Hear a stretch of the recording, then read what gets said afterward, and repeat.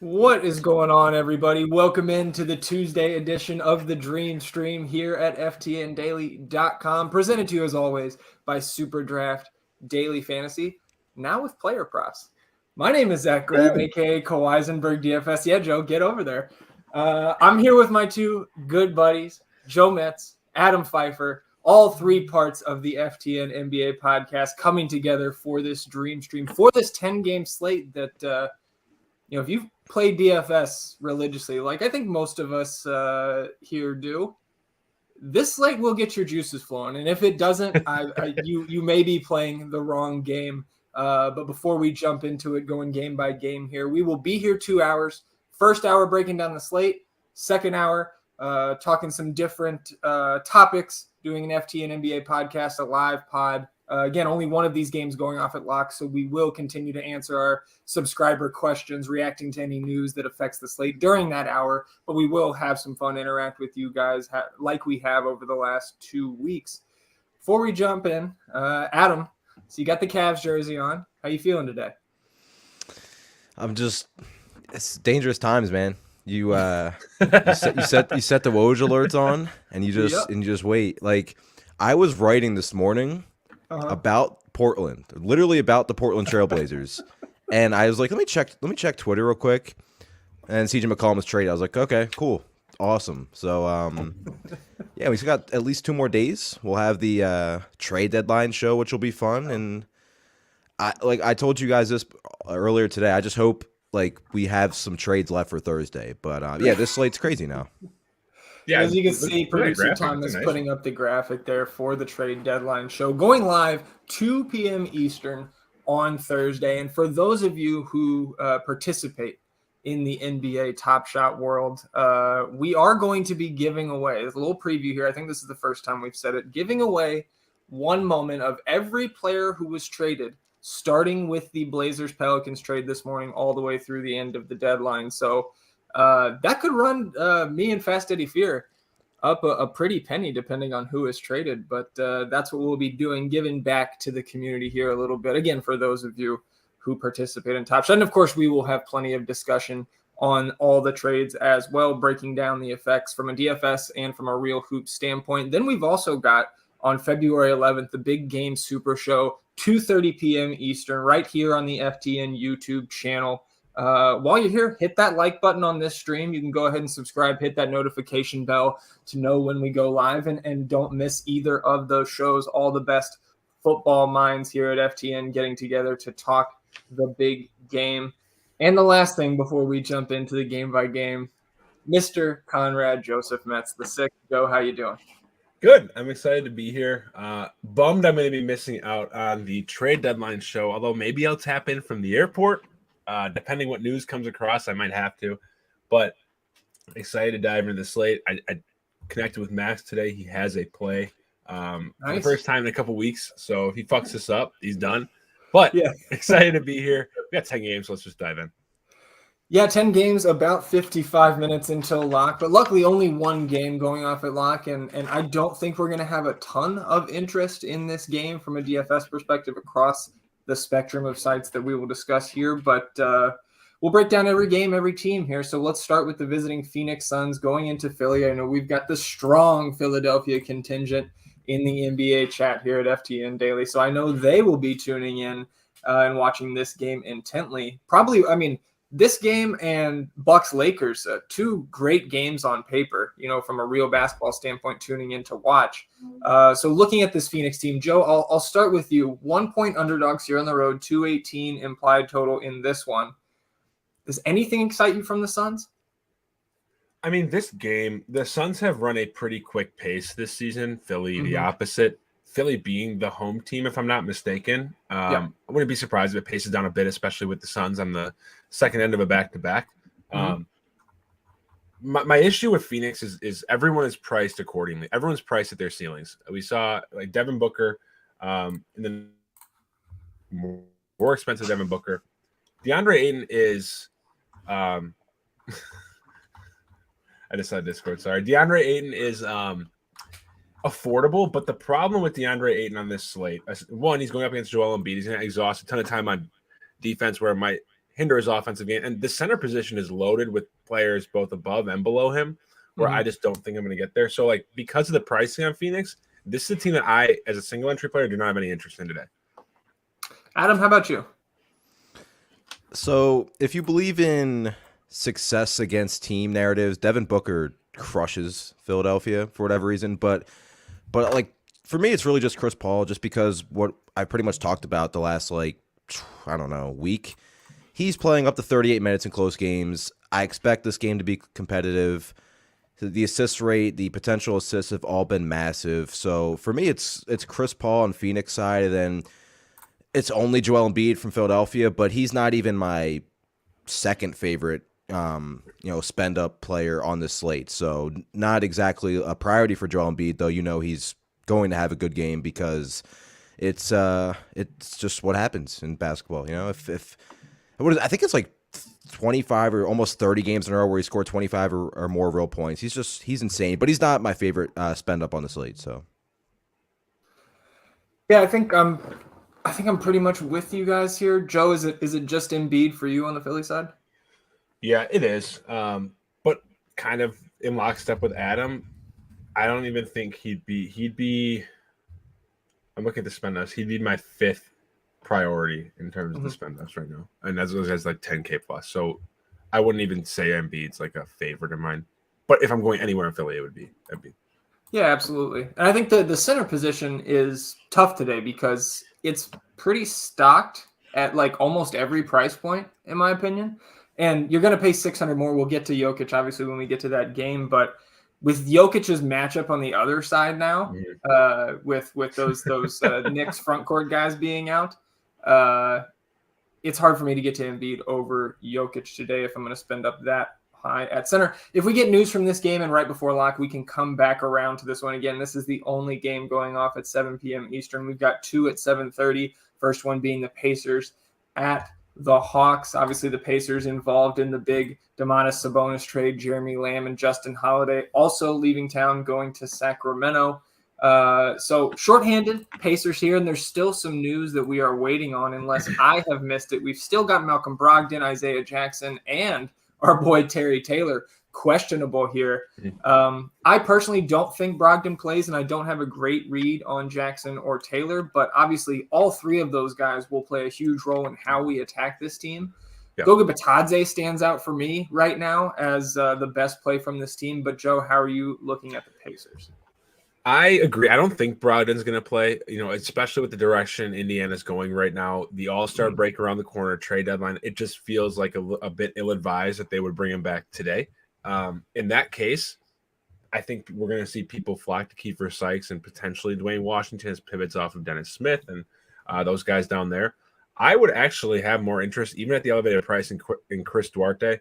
We've seen in 2 games this season, or it was 2 or 3 games, without all 3 of Vert, Sabonis, and Brogdon this season. He averages 22 points a game, over 15 shots, 23.4% usage rate.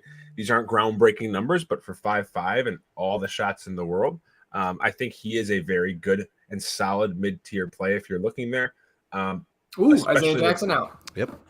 Oh, here we go. Okay, so Goga is my priority here. Like I don't think anybody's going to get there. I shouldn't say anybody, but I would be shocked to see him on a 10-game slate above 12 to 15% owned. Whether it's the game log watchers who see the minute volatility, the foul trouble. But the fact of the matter is he's 4.2. We've seen now 18 months. He's been an elite per minute producer when he stays on the court. And Atlanta's a good defensive unit, not nearly what they were last season, but they don't play through their big. So I don't think he'd be at a massive risk for foul trouble. If anything, because of his size and now the size that Indiana lacks, I think he'd be looking at a very high minute ceiling. So Goga is 100% my priority here. And Delo thinks he's going to be owned on this slate. I would be shocked, if I'm being honest, if he's over like the 12-15%. You said I could see him getting a little bit higher. But to your point, Joe, the fact that there's 10 games on this slate and so many other center options, like I think both like center options all over the pricing scale too. much harder. Harder. Jesus Christ, man. Yeah, I mean, he's projecting for 17.5 innuendo here. I'll just Adam, I'll just toss it to you. How are you looking at Goga? Like, where do you think his ownership's coming in? And can we go to anybody else on this Pacers team? Brogdon ruled out. Nice.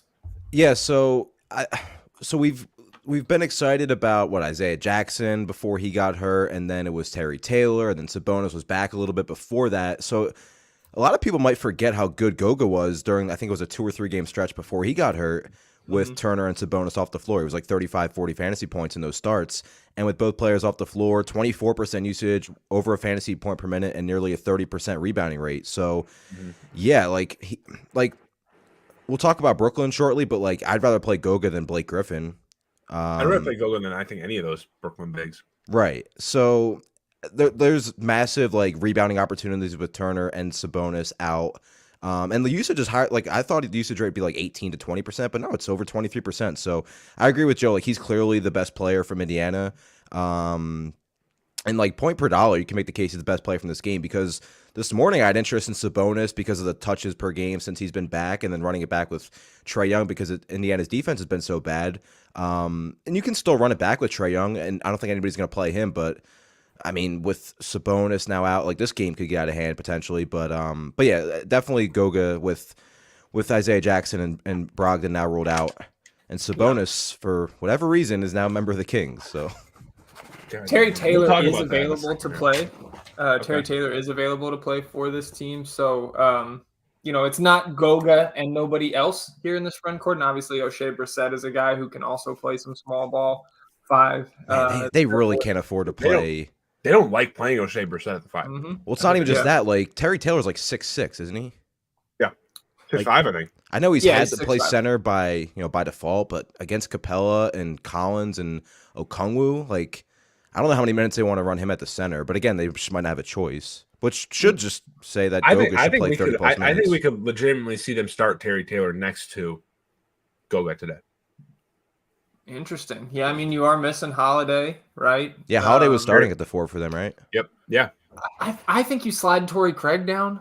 Yeah. But we'll see. We should get that lineup before. I would think we get that lineup right before lock. How about the Atlanta side, though? Because we have so much interest in some of these Indiana pieces. Any runbacks for you here, Adam?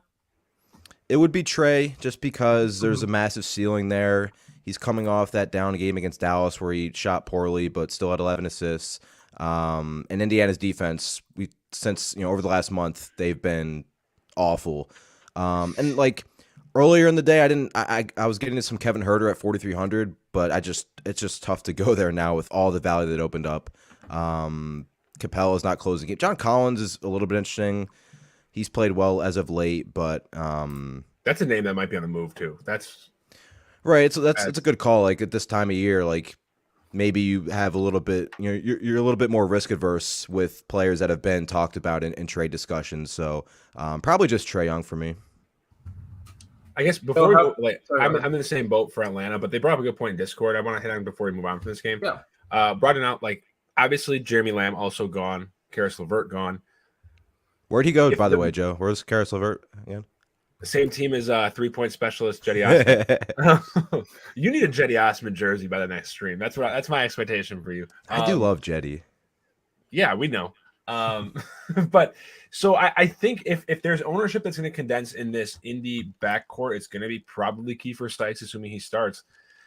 Della brought up a good point. Lance at 3.2 does deserve attention. Where's Zach talking about Lance? Why'd you not lead with that? Yeah, born ready. This is your slate, Zach.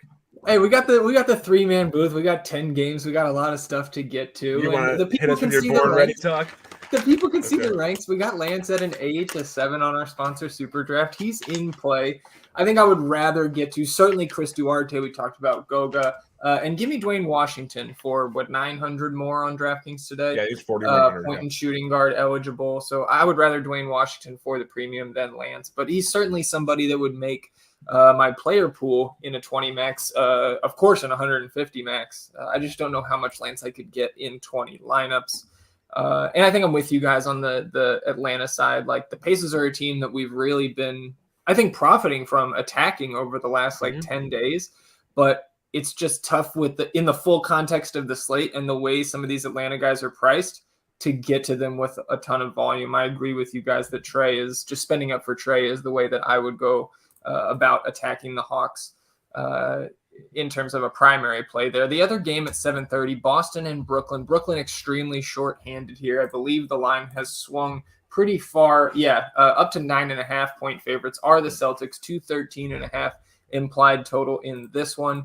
The Brooklyn news: Harden, Durant, Kyrie, LaMarcus Aldridge, Nick Claxton, and of course Joe Harris all out for this team. So we get to dig into the bargain bin here for the Nets. Boston all pretty much healthy. Bol, PJ Dozier still out, of course, for that team. Let's start with the visiting Celtics here, Joe. Tatum and Jalen both got a little bit of a discount on DraftKings from where we last saw them. And then you've got, mid 5Ks. Al Horford got his power forward eligibility back there, which is nice. Point guard only, Marcus Smart, 5-1. Any guys that you're getting to here in like 1 to 3 lineups, or are they more like kind of interspersing them into MME builds? It's the latter for me. The first thing, like when I go team by team, I just look at salaries. Like Dennis Schroeder at 4.3 is really damn cheap. He's someone that's definitely getting traded, by the way. Correct. And we just talked about like that rationale with John Collins. Like Dennis Schroeder is not going to be a Celtic come 2 p.m. Central Time on Thursday.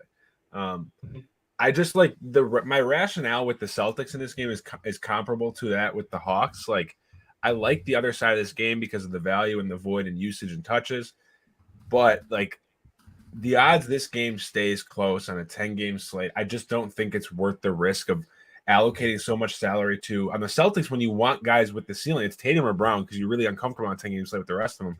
I just don't know if I can do that on this slate. So I just have much more interest in the Brooklyn side. We did just get the Pacers the total 8. Pacers available, right? We've got 8 guys here, and I did just respond to Panoramic, who is actually asking, with Taylor in, does that take us off Goga at all? And my response was not at all, because before Goga was out, Terry Taylor wasn't playing at all. I don't want that to confuse people to say that like Terry Taylor's not going to play now, because again, they have 8 players. But it's still, Goga is still very much a priority for me on this slate. And out of all 8 of those guys, like Terry Taylor probably comes in with the least amount of minutes at the end of this game. Yes.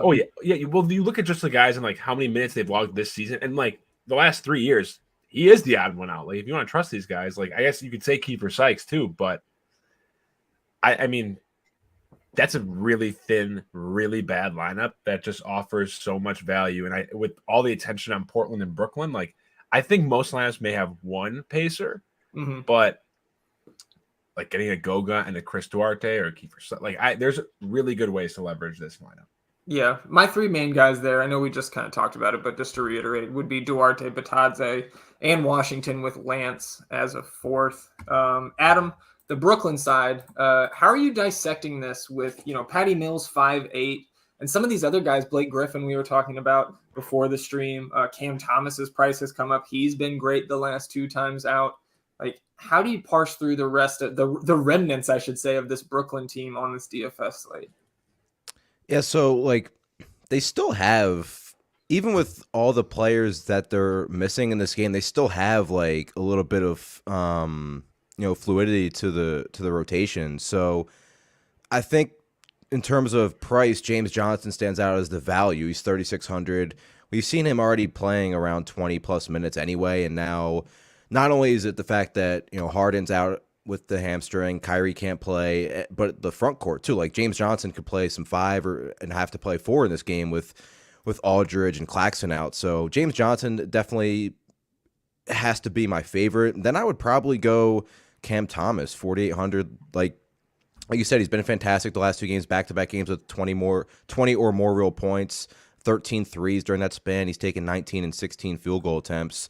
I feel like a huge part of the shot volume is going to go through Cam Thomas and Patty Mills, who, again, Patty Mills should project as a safe play, but on a site like this, I don't even know if I want to get to Patty Mills at almost 6K, despite the fact that everybody's out for Brooklyn. So it would probably be James Johnson, Cam Thomas, and like if you think Goga gets popular now, maybe you can pivot to Blake, but Blake still seems like he's tough to trust. He's been in and out of the rotation. I know they're missing everybody, but it could be who's to say it's not, Daron Sharp that gets 30 minutes in this game. So I would rank them Johnson, Thomas, Mills, and like Kessler Edwards is 3,400 too, but like he hasn't really shown a ceiling. I'd rather play James Johnson.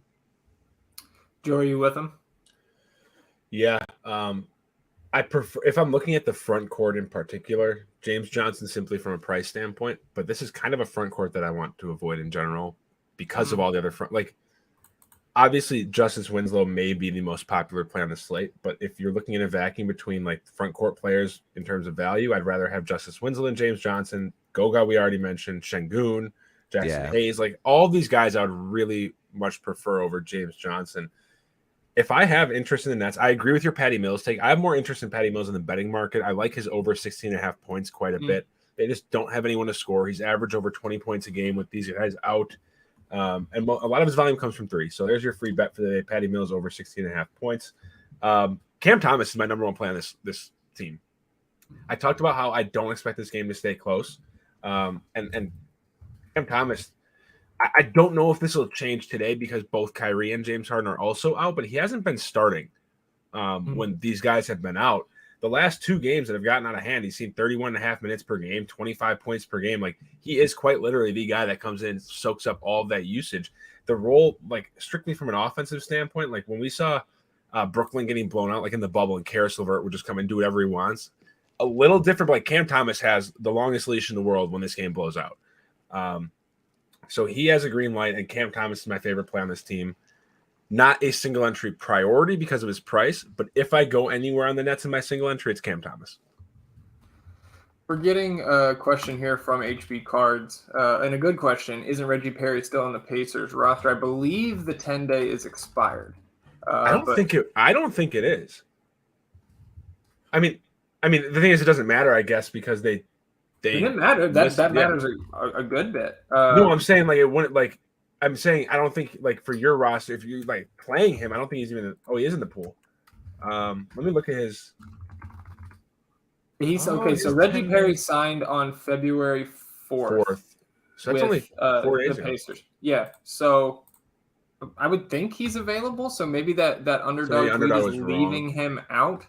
I also don't think like the fact that Reggie Perry will play minutes, but he certainly doesn't affect my Goga love, and I think he's going to affect more like O'Shea Brissett and Terry Taylor, the upside of those guys, and I don't have a ton of interest in them anyways. So Reggie Perry being that ninth guy doesn't affect much for me in terms of who I would have from the Pacers in my lineups because I already wasn't super high on Brissett or Taylor. And Dell pointed out that Perry was a healthy scratch last game. I don't know if it's a healthy scratch or he was just inactive. So, also, I didn't realize Lance has guard forward eligibility. Mm-hmm. That's really nice. Make you dance. Shit, I'm gonna play Lance Stevenson. Okay, go ahead. Sorry. Anything else from Boston? Brooklyn? Reggie Perry's inactive. That was Sunday. That was on Sunday. Yeah, they had more players then. Oh, son of a devil! Don't do this, man. God damn it! All right, let's go. Let's keep going. All right, the 8 p.m. games, there's two of them. And nearly every game has some really important news that we've either got or we're waiting on. Clippers at Memphis here. Let's start with the Clippers side. Obviously, they made that trade, 5 or 6 days ago for Bob Cove and Norman Powell. Saw those guys come off the bench in their Clippers debut. And I mean, really, both of them made a pretty valiant effort to try to close the gap in that game. Hold on. Look, Joe. Hold on. Norman Powell plays well against the Bucks. That's the thing. That's it. But now you can go on. That was the reason. Sure. Yeah, he did great. You know who else plays well against the Bucks, right, Joe? Chetty Osman. Hey, Thomas, can you kick Adam, please? Let's go. So for the oh man. You too. Let's save the rest of that shit for the next hour because I'm sure we will have plenty of it.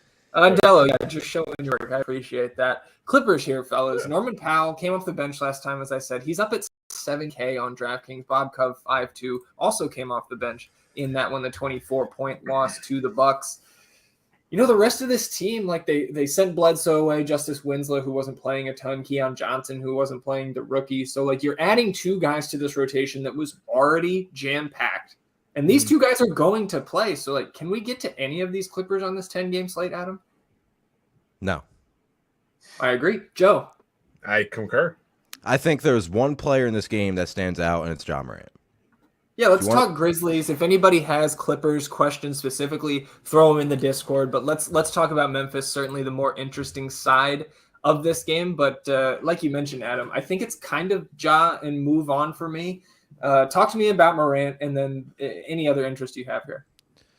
I just think at least until Dillon Brooks is back, he needs to be in consideration every slate. I mean, he's like I talked about over the weekend, I believe. I was talking about just looking at Devin Booker's shot attempts as of late. Like, that's Ja Morant. It's 21, 27, 30. Like, his shot attempts with Dillon Brooks out are just massive. So even at 10-1, like, he is still far enough in price from Giannis, Luka, and Jokic. But like if you can't get all the way up there, I think Ja Morant is still capable of going for 50, 60 fantasy points like he's been doing. So I like Ja. The Clippers don't really have great rim protection. Ja's driving to the basket. I think I saw, and this was a couple days ago, so it might have changed, but he's leading the NBA in points per game in the paint, which doesn't happen for point guards. It's not insane. Since Tony Parker. Right. Like, he's so good. Joe, you did. Don't look at me like that. I know, but how'd you manage to slip that in? That's bullshit. Go ahead. Why? Who's the king of floaters? But yeah, it's Ja. It's Ja. That's like, I like Desmond Bane, but almost 7K on the slate, not really standing out. Jaren Jackson Jr. has been really playing well lately, but he's pretty much priced right around his ceiling on a massive slate. This is probably the least appealing game of the slate for me. Joe, are you feeling the same way? I am. Like, Ja would be my interest. I mean, I don't hate Jaren Jackson. I'm just not finding myself in that range a lot on this slate. It's a lot of stars and scrubs. So I don't really have a ton of interest in Memphis whatsoever outside of MME. And the Clippers, because of that depth you talked about, I just don't know if it's worth the risk. Let's move on to the Houston and New Orleans game, because I think we're going to have a lot more interest from a daily fantasy perspective in this one. Eric Gordon out for the Rockets. Daniel Tice also inactive. And, of course, John Wall, Usman Garuba still out for this team. On the Pelican side, obviously, they were the other half of that C.J. McCollum trade. So Zion out, Willie Hernan-Gomez out, and now Josh Hart, Nickeil Alexander-Walker, and Tomas Satoransky, who wasn't really in the rotation either anyways, and neither was Didi Louzada Silva. So you look at this shorthand Pelicans team, this is a run back of a game we saw on Sunday, and we had some fantasy goodness then with some of those guys playing. So let's start with the home team, the Pelicans here. And Joe, I'll go to you first. Who are you prioritizing from New Orleans? Oh, you got a wardrobe change here. Look at that. Max Metz play of the day is Brandon Ingram. I just lost a fucking headphone. Here we go. Hold on. All right, we're back.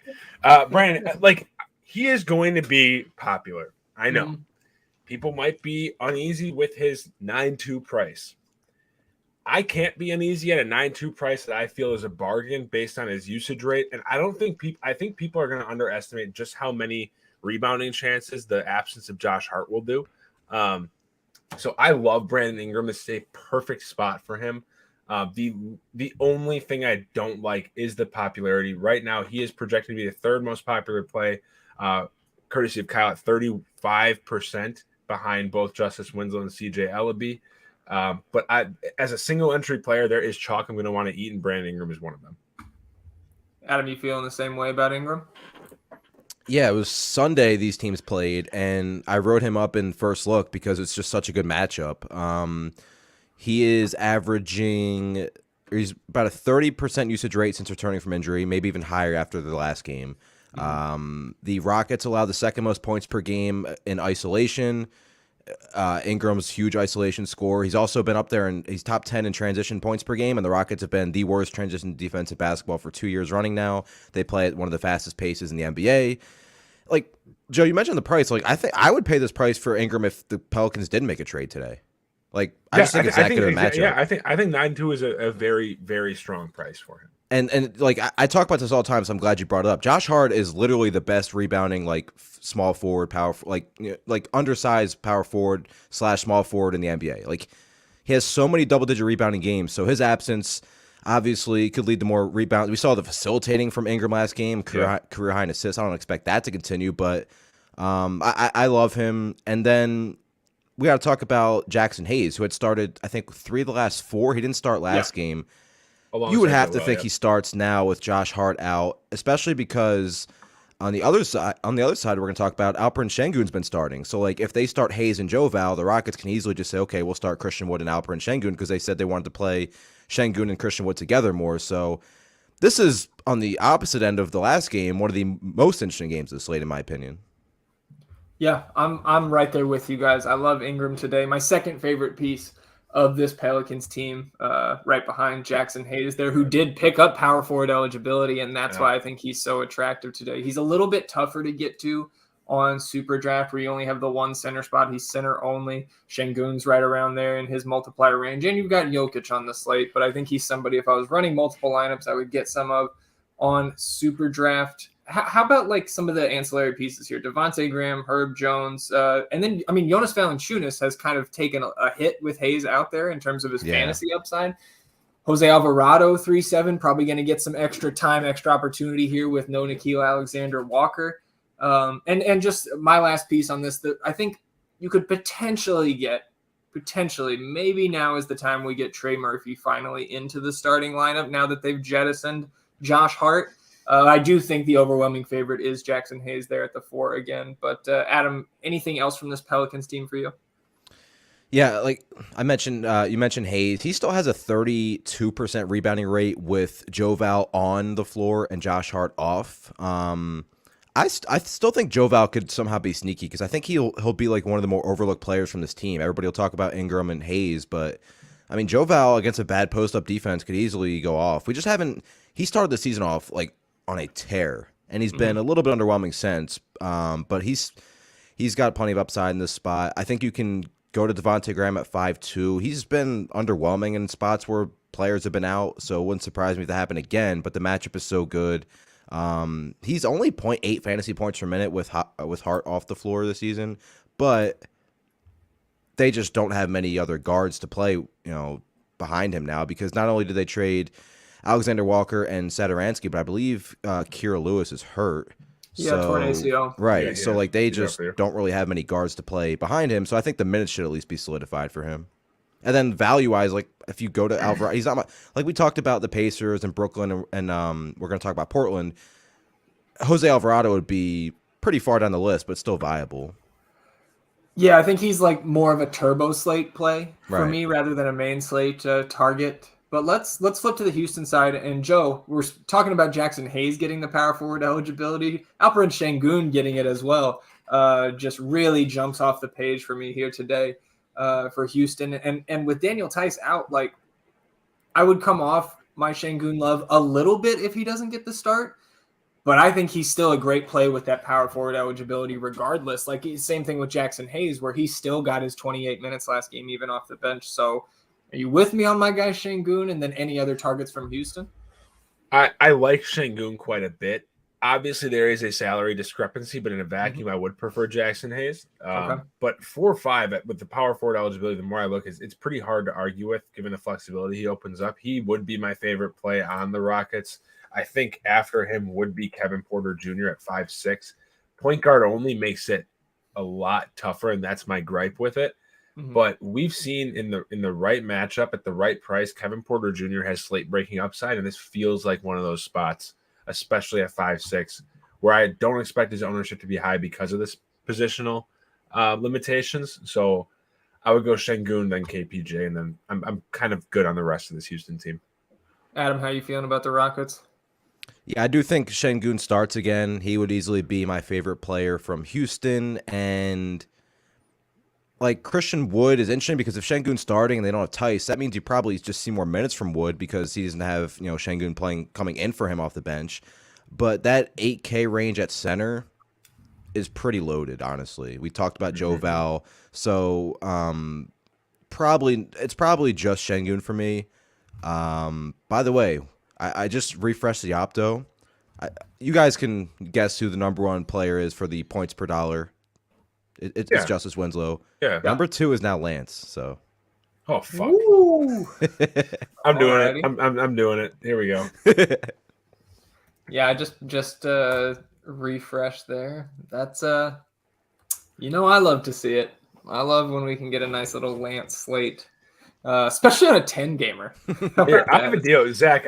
Because I'm going to play Lance Stevenson, and if he fails, I'm going to blame you. I'm just going to do it. If he exceeds 45 DK points, I'll buy you a Lance Stevenson jersey. I'm in for that. Yeah, I'm fine. People blame me. He's gonna have one of his patented 7 assist quarters now. 7 assists, or the game where he had like 4 straight threes or something like that. Yeah, I see him. He's gonna look like Jetty Osman out there.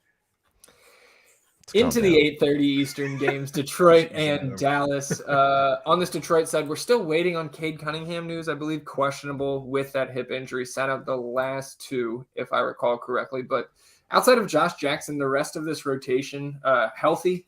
A lot of guys getting time here for the Pistons. On the Mavs side, still no KP. Porzingis is out. THJ obviously out indefinitely with the broken leg. Sterling Brown is questionable, and we have Maxi Kleber, I think, upgraded from out to probable. So we can expect him to play. That's going to take the shine off plays like Dwight Powell, Marquise Chris, and I think Maxi Kleber himself, outside of Luka, is maybe my second favorite play on this team. So Joe, how are you looking at the Mavs and the Pistons?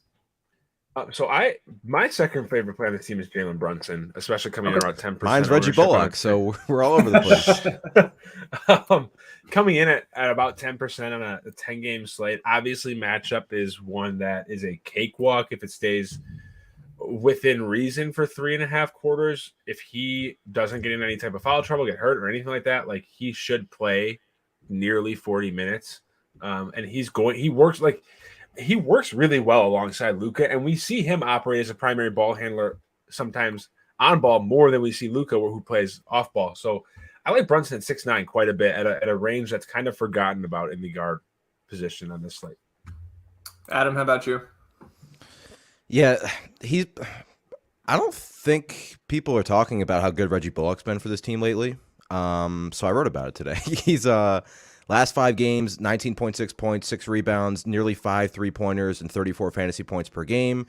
With Porzingis and Tim Hardaway Jr. out, he's been playing huge minutes, taking a ton of shots. Now, the price has come up, and it's tough to get there on this slate, I'm not going to lie. But I think the spot is amazing. The Pistons are allowing the 4th highest field goal percentage off corner threes in the NBA, and that is literally what Reggie Bullock is doing for this team. It's like 35% of his shot attempts are coming from that part of the floor. So again, like I said, the price is up, but do not be surprised if Reggie Bullock stays productive and keeps playing well in this spot. Luka, again, he's amazing. You can play him any slate. It's easy to get to him on this slate, but I just prefer Giannis on this slate, and we'll talk about it. But Giannis is my favorite high-end player on the slate. But again, Luka, Jokic, Giannis, getting players of that caliber into your lineup is always, always, always a good idea. And it's not hard on this slate whatsoever. Exactly. It's very simple. Yeah, and I'm sure once we get to that game, Joe Metz will agree with you on Giannis over everybody tonight. No. Yeah, except Brandon Ingram. Can we pick and choose a couple of these Detroit guys? Like if we're running 20 to 150 lineups, Joe, who would you put into your player pool? Isaiah Stewart would definitely be one. Okay. He's really the uptick in minutes, 30 plus in 4 of his last 5. The rebounding rate has been phenomenal lately. Another free bet. I took Isaiah Stewart over 8.5 boards. Nice. Because Dallas is one of the slowest paced teams in the NBA. Typically, that is a deterrent in a matchup. I think for a player like Isaiah Stewart, it actually helps him. He does not get up and down the court well. He's not a player that trails and hits threes. He is a traditional center that posts up and just camps under the rim. This allows him to get to his sets, to set up for and box out for defensive and offensive rebounds. So I like Isaiah Stewart quite a bit. He's not a priority in a single entry, but if I'm running 20 lineups, I think I'd have one. He's the one guy that I would also have in my player pool. I don't know how much I would get of him in a crunch because of all the other attractive center plays up and down. I would not prioritize him over like Jackson Hayes or Şengün around that range at all. But yeah. Any sneaky Pistons talk for you, Adam? Are you ready to move on? The price on Jeremy Grant at 6'2" on DraftKings is very nice, but talk about a player that could get traded any day now. And if Cade plays, like we've seen him, I feel like Cade's been in the optimal a lot, but it's been 61 game and then 30 the next game. And on this slate, I just not crazy about it. Dallas has been one of the best defensive teams in basketball over the last month. Like probably nothing from Detroit for me. New York at Denver, going into the Rockies. Playing in the elevation are the Knicks, and they'll be without, of course, Derrick Rose, still recovering from his, I think, knee procedure, ankle procedure, something lower body. Shocker with Derrick Rose. Mitch, unfortunately, I say unfortunately. Yeah, I was going to say, love wow. Derrick Rose as a player, I'll say that. Mitch Robinson, Nerlens Noel, and Quentin Grimes out. Those first two, obviously the center tandem, the most important piece here from the Knicks side, and no real injury news of consequence on the Denver side. So we get Jokic going up against the trio of, I don't know, Taj Gibson, Jericho Sims, and Julius Randle. I don't know who else they could even try to throw at him. They're not throwing Obi at him, I can tell you that. Yeah, so I mean, I think for me, and I want you guys to chime in if you have something different. On the Denver side, it's kind of Jokic and no other interest. Like, we could talk showdown in the chat later if anybody's going to play that, but I think for the main slate, it's Jokic and nothing else for me from Denver. Adam, any other pieces like you might take a shot on from Denver? No. Joe? No, I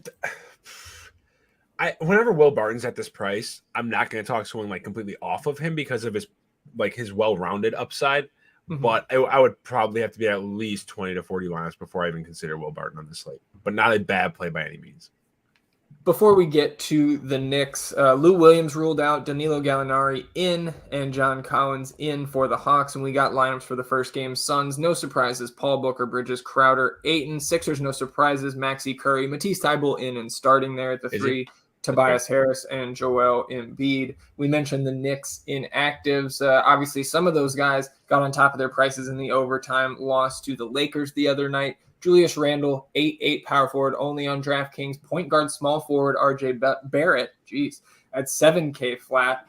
And then Kemba Walker back for this team. So, Joe, when you look at the Knicks, is there anywhere we can get like Knicks exposure outside of thinking about Taj Gibson?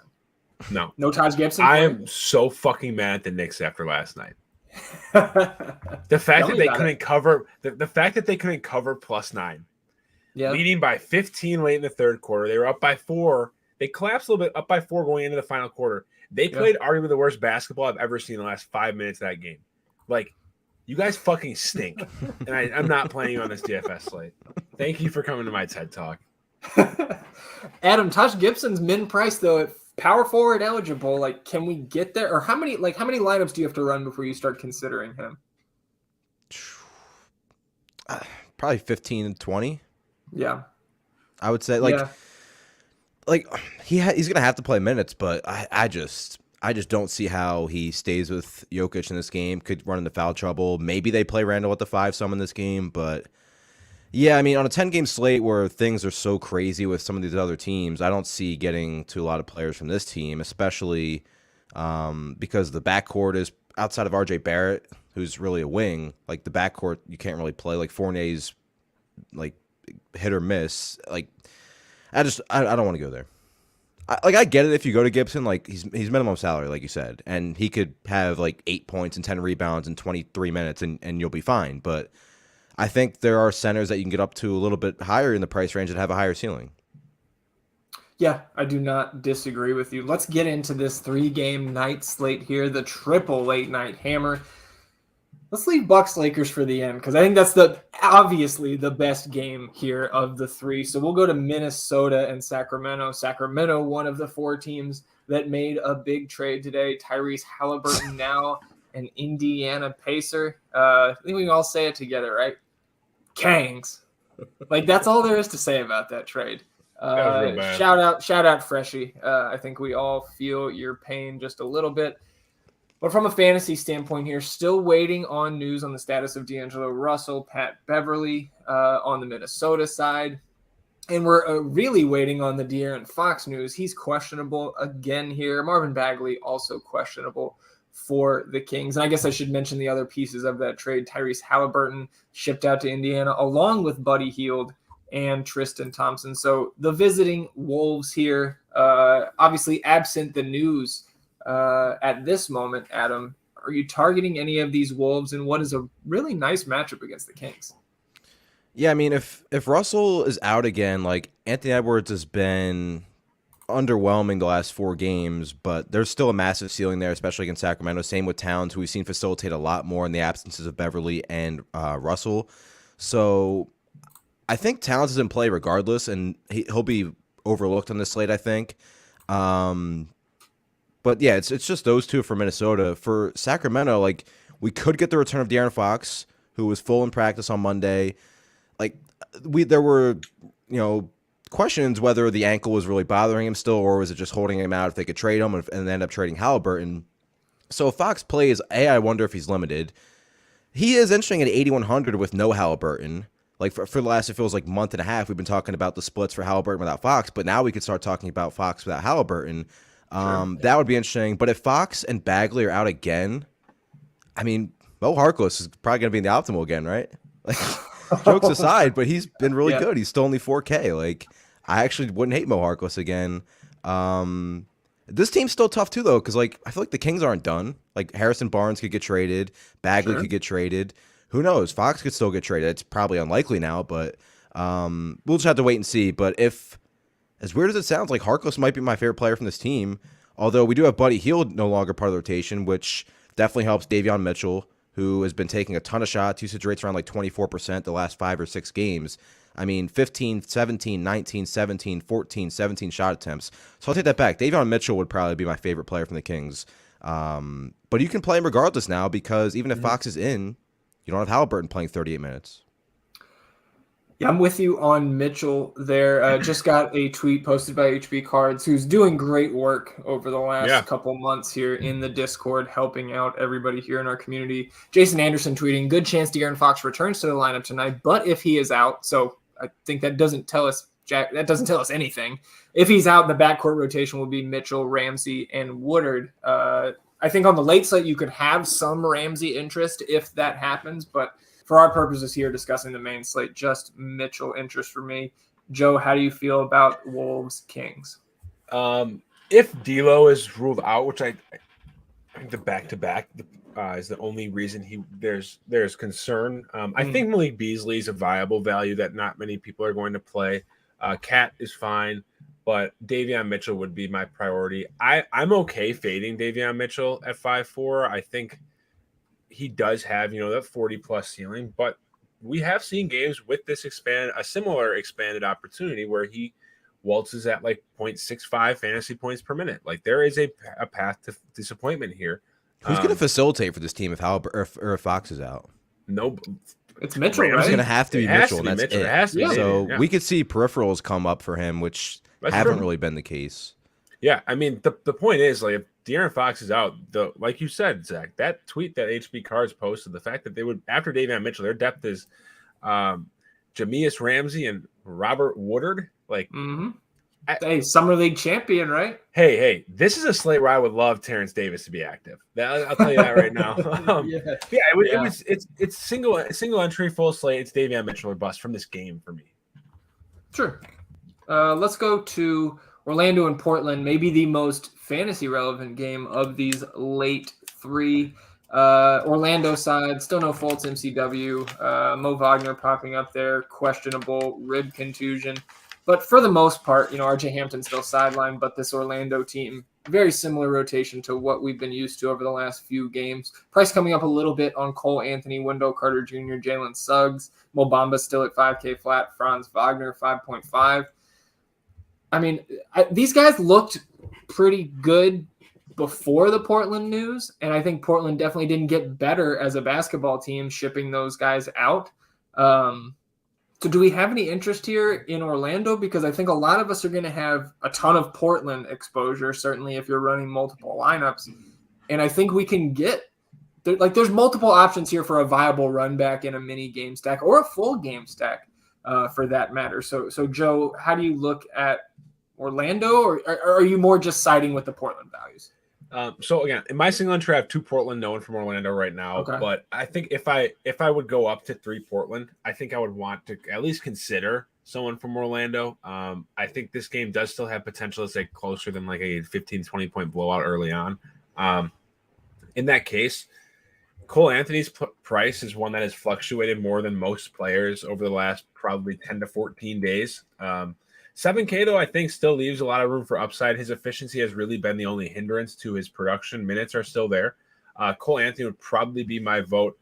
It's really hard for me to get on board with the bigs here, even against a very, very exploitable front court, particularly because of how many other options there are, both power forward and center. I don't want to pay 6'8" for Wendell Carter, but the fact that Mo Bamba only has center eligibility makes it a bit harder. So for me, it's Cole Anthony or bust from Orlando. I really like Wendell Carter Jr. on our sponsor, Superdraft. Forward eligible, 1.4x multiplier over there. Adam, any Magic interest for you? And then regardless of your interest, take me into Portland and kind of break down that Blazer side. Yeah, I mean, like, the Magic are pretty much priced appropriately. So if you get the Cole Anthony or Wendell Carter Jr. as a run back, if you're playing multiple pieces from Portland, I have zero issue with that. It's just when this is about as healthy as they've been.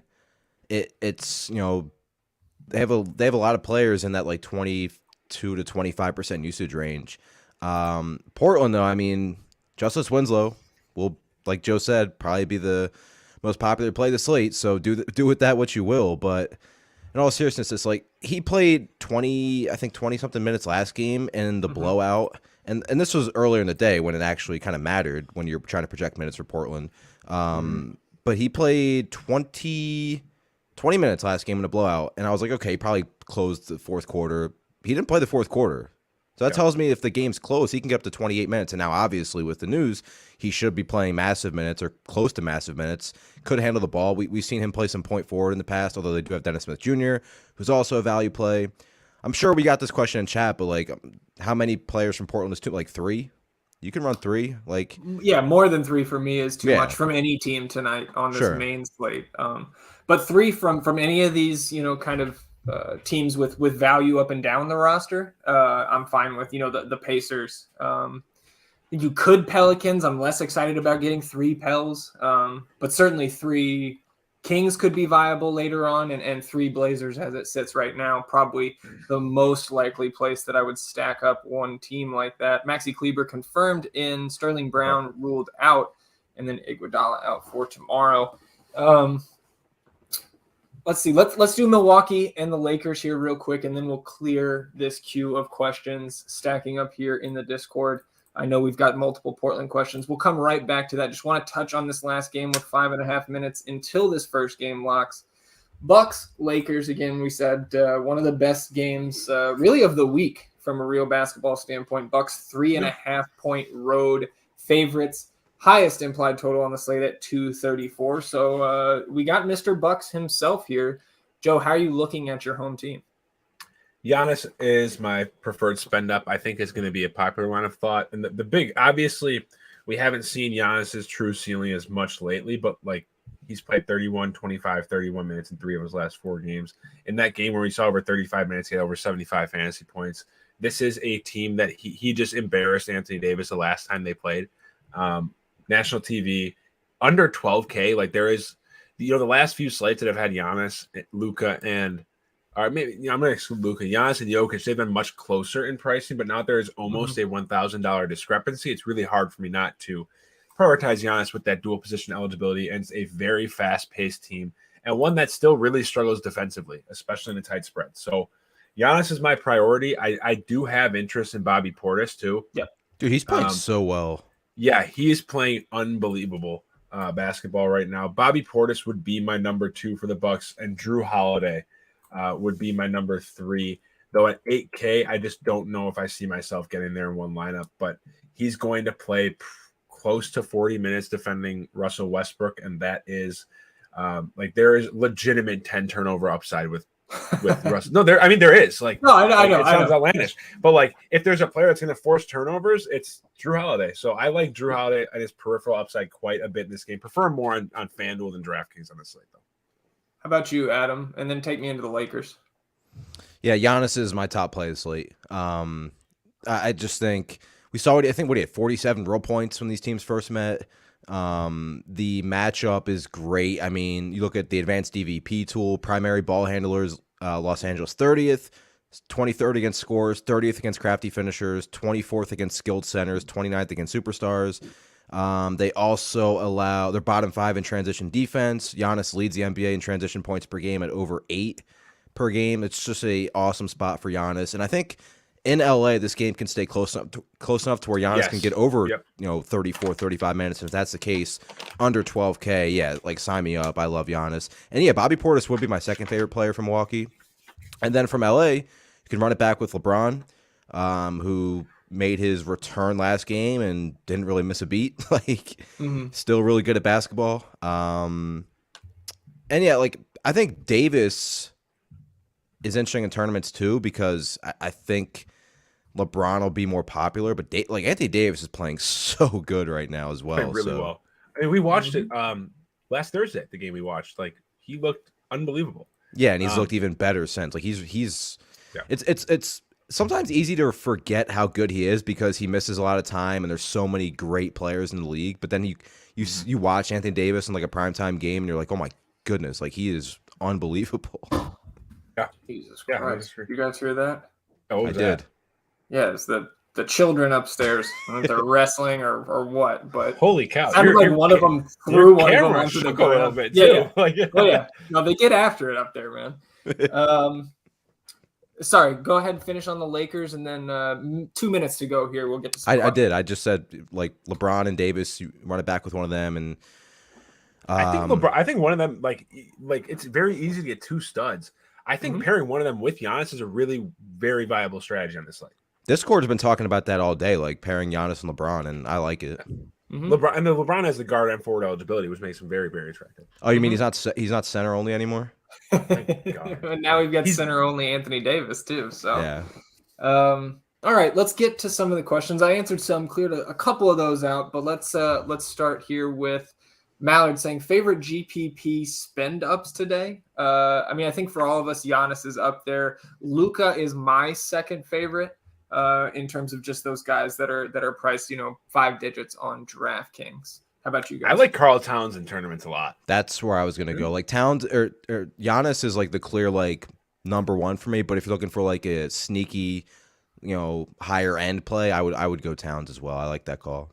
Trae Young will be a close third, but I see our good buddy Beast here saying, please touch on the Ellaby 10 rank. Yeah, I mean, he projects really well. Yeah, do you want to talk about the rest of Portland real quick? We kind of briefly touched on it, but like we touched on Winslow, but I mean, what do they have? 9 players in the rotation today? Yeah, I believe that is correct. And everybody, we've got 30 seconds here until that Philly and Phoenix game locked. No late news from that game, no surprises in the starting lineup. So we have an extra half hour here to adjust the rest of our builds. So fret not, we will get to all the questions here. We'll be here at least another hour, and you can fire off more questions about this slate over the next 60 minutes. So I guess let's start with Ellaby. Also got to bring, I mean, really the rest of this active roster into the conversation tonight, right? We're talking about Ben McLemore, Dennis Smith, Trenton Watford even, center only, the rookie Greg Brown. Justice Winslow obviously is going to carry a ton of ownership tonight at his $3K price tag. Keljin Blevins might get out there for a couple minutes as well with only 9 active bodies. So Adam, I'll throw it to you. Outside of, we talked about Simons, et cetera, we talked about the trade, but how are you parsing through the values here? Because 7 of the players are 3.5K or less? Yeah, Ellaby had been starting. Production's not great, but 3,400, he's going to have to play massive minutes. McLemore, the Oklahoma City game, didn't play many minutes, but went back up to 28 last game. He actually has a decent ceiling at 3,500. So I would rather play McLemore over Ellaby just because I think there's a higher ceiling. But then you can go Dennis Smith Jr. is going to have to handle the ball a lot in this game. He played 20 minutes. Like, I would probably rank the value players from Portland. Number 1 is easily Winslow. Then I would probably go with McLemore, Ellaby, and DSJ. Man, this team is completely different than a year ago. Even like a week ago, obviously, but especially like a year or 2 ago. Joe, how about you?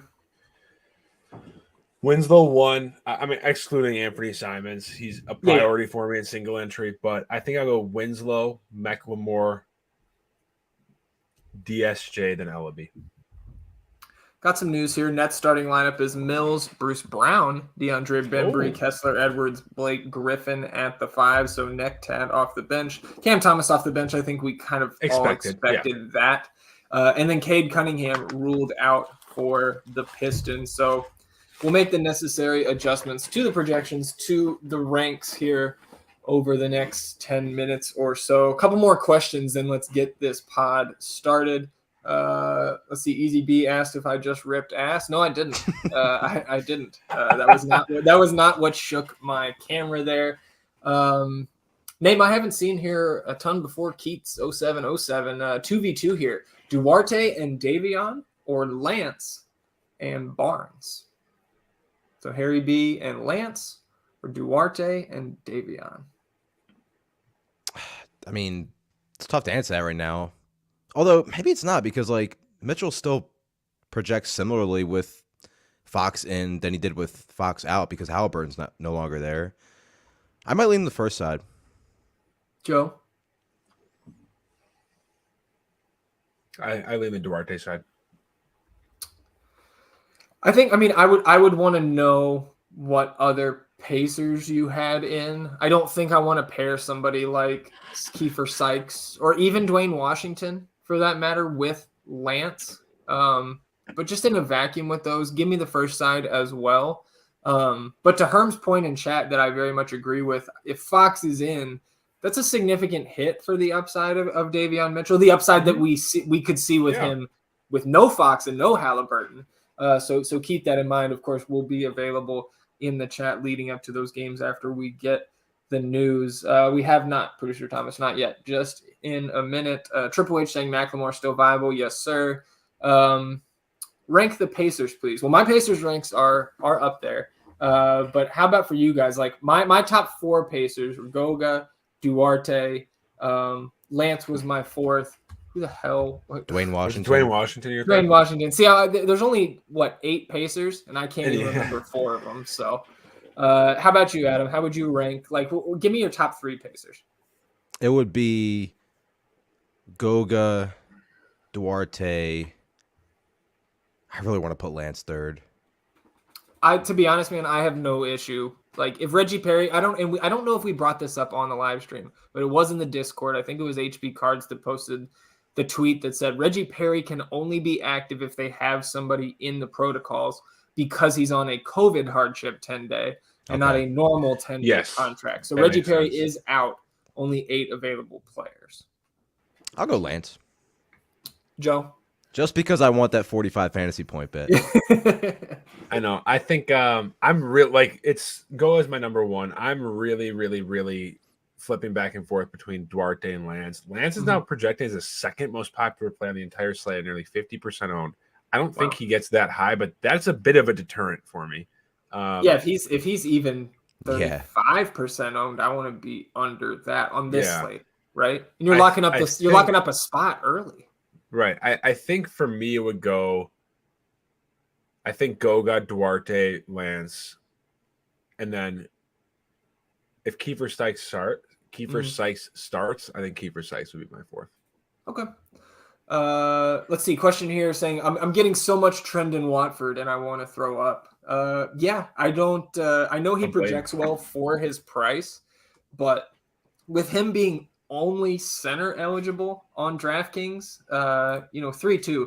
There's certainly worse plays, but he's somebody that I would only really be targeting as a value on the late slate. I believe he's sitting at a 7 in the DK ranks for me, which for some context, mostly 7s are people that I would have in 150 build and would not make my 20 max player pool. How do you guys feel about Trendon Watford? One of the Blazers we didn't really touch on.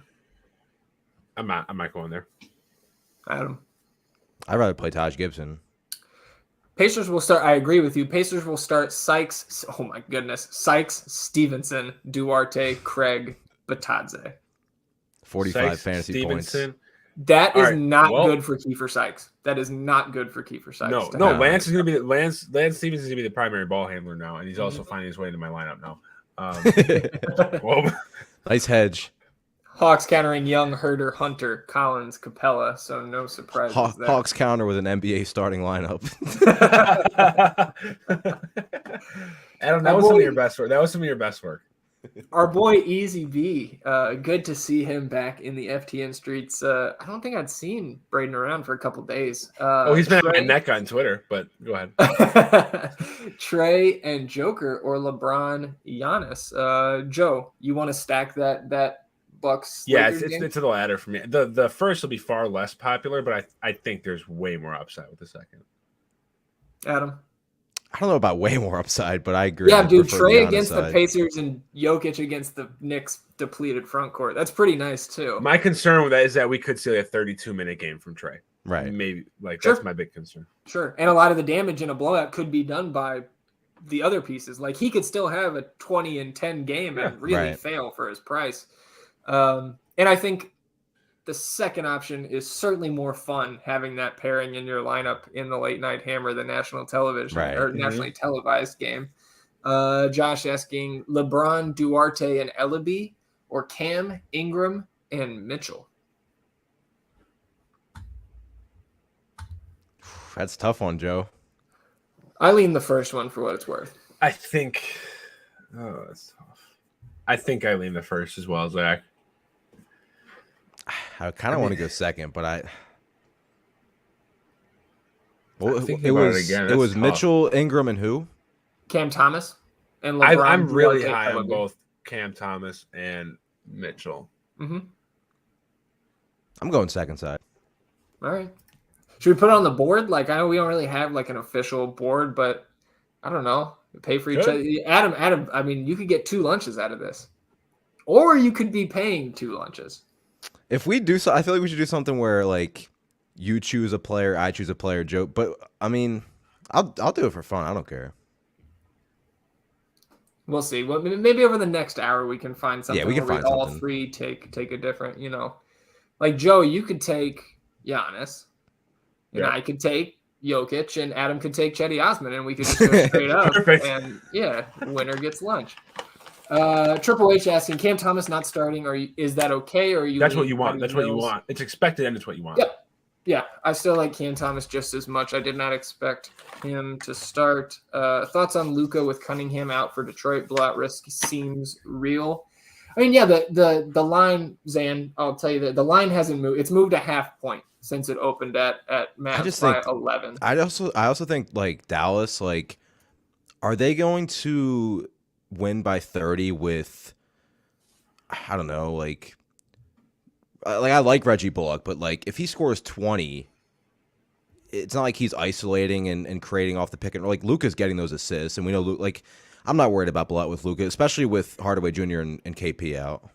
Like they could easily build them out, but if they do, I think Luka's a huge reason why, or the reason why. So that's what I would say, the reason why. Typically, especially with Porzingis out and all these other, like Hardaway Jr. out, Sterling Brown out, even though he plays a minimal role. Like, I think it's gonna be. I'm not taking any of my love away from Luka with Cade Cunningham. P-Buck asked Sykes or Dennis Smith Jr. straight up. DSJ. I think I lean DSJ. Yep. Yeah, it's not a lean for me. I straight up give me DSJ. Okay. I don't really, and again, I'm going to have some updated ranks here once we start the pod in about 2 minutes. But I wanted to finish these questions first. Hugo asking with Nets starters news, who is our favorite value play from Brooklyn? And then he adds, is it Kessler Edwards? Still Cam Thomas for you. Mm-hmm. Cam Thomas's role did not change from what I expected. No, sure. Mine still might be James Johnson. Just because of the value, but I get it. I mean, I'm going to give Bruce Brown a pretty significant, at least a point bump here in the ranks. 4K starting, small power forward eligible, but like we know what he can do when he gets the time. Like if Bruce Brown gets upper 20s or low 30s, he gets peripherals. He gets a lot of peripherals. It's totally possible. And like he hasn't been the same kind of fantasy producer this year that he was last year in his elevated time, but like 4K, I think he's kind of sneaky getting the start now for Brooklyn. But I guess to answer, all that to say this, I think my answer for favorite value play, like I don't necessarily see Cam Thomas as a value play at 4.8 with 4.8. so many other. I was thinking like he's a mid-range value. Sure. I think right now in tournaments, I'm gonna say Bruce Brown. I think that's my favorite way to go. Of course, after I would prefer to roster Cam Thomas. I think I would prefer to get to Blake Griffin with his power forward eligibility, kind of as a pivot off the Şengün, the Hayes in that range. Triple H saying Stevenson or Duarte. I mean, straight up, it's Duarte for me. Triple H, Sykes or DSJ. We answered that. Any love for Hayes or Kojo? It would be Corey Joseph, if anything, for me. Triple H, Lance or DSJ. That's a good one. Lance. How about Joe? You're with Lance now. Yeah. Adam. Yeah, starting. Yeah, I'll stick with Born Ready as well. Shazam says, does this change at all now with Lance starting? Oh, so I'll have to go back up to that, Shazam. Let me get back to that. Moses saying, any interest in Hamidou Diallo or Frank Jackson with Cade Cunningham officially out?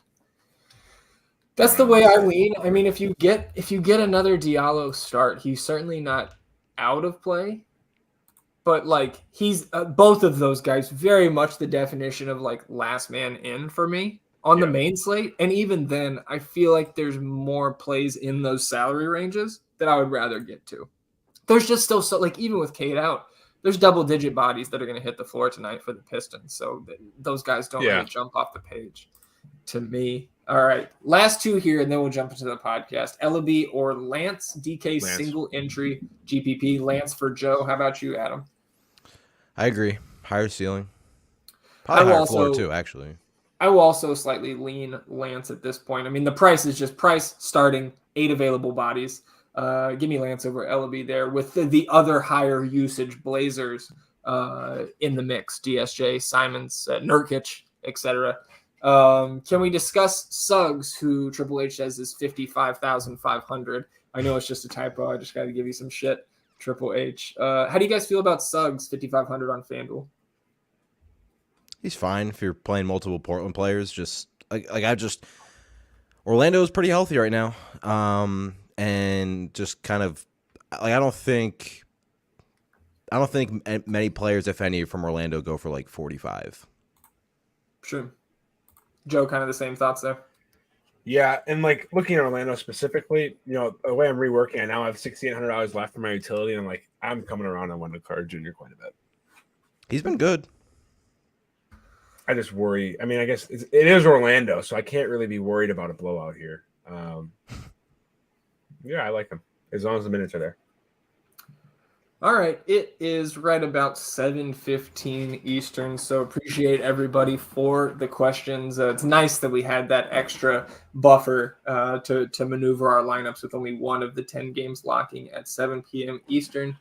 That'll do it for the DFS stream. So which one of you two is hosting this lovely podcast? I can do it.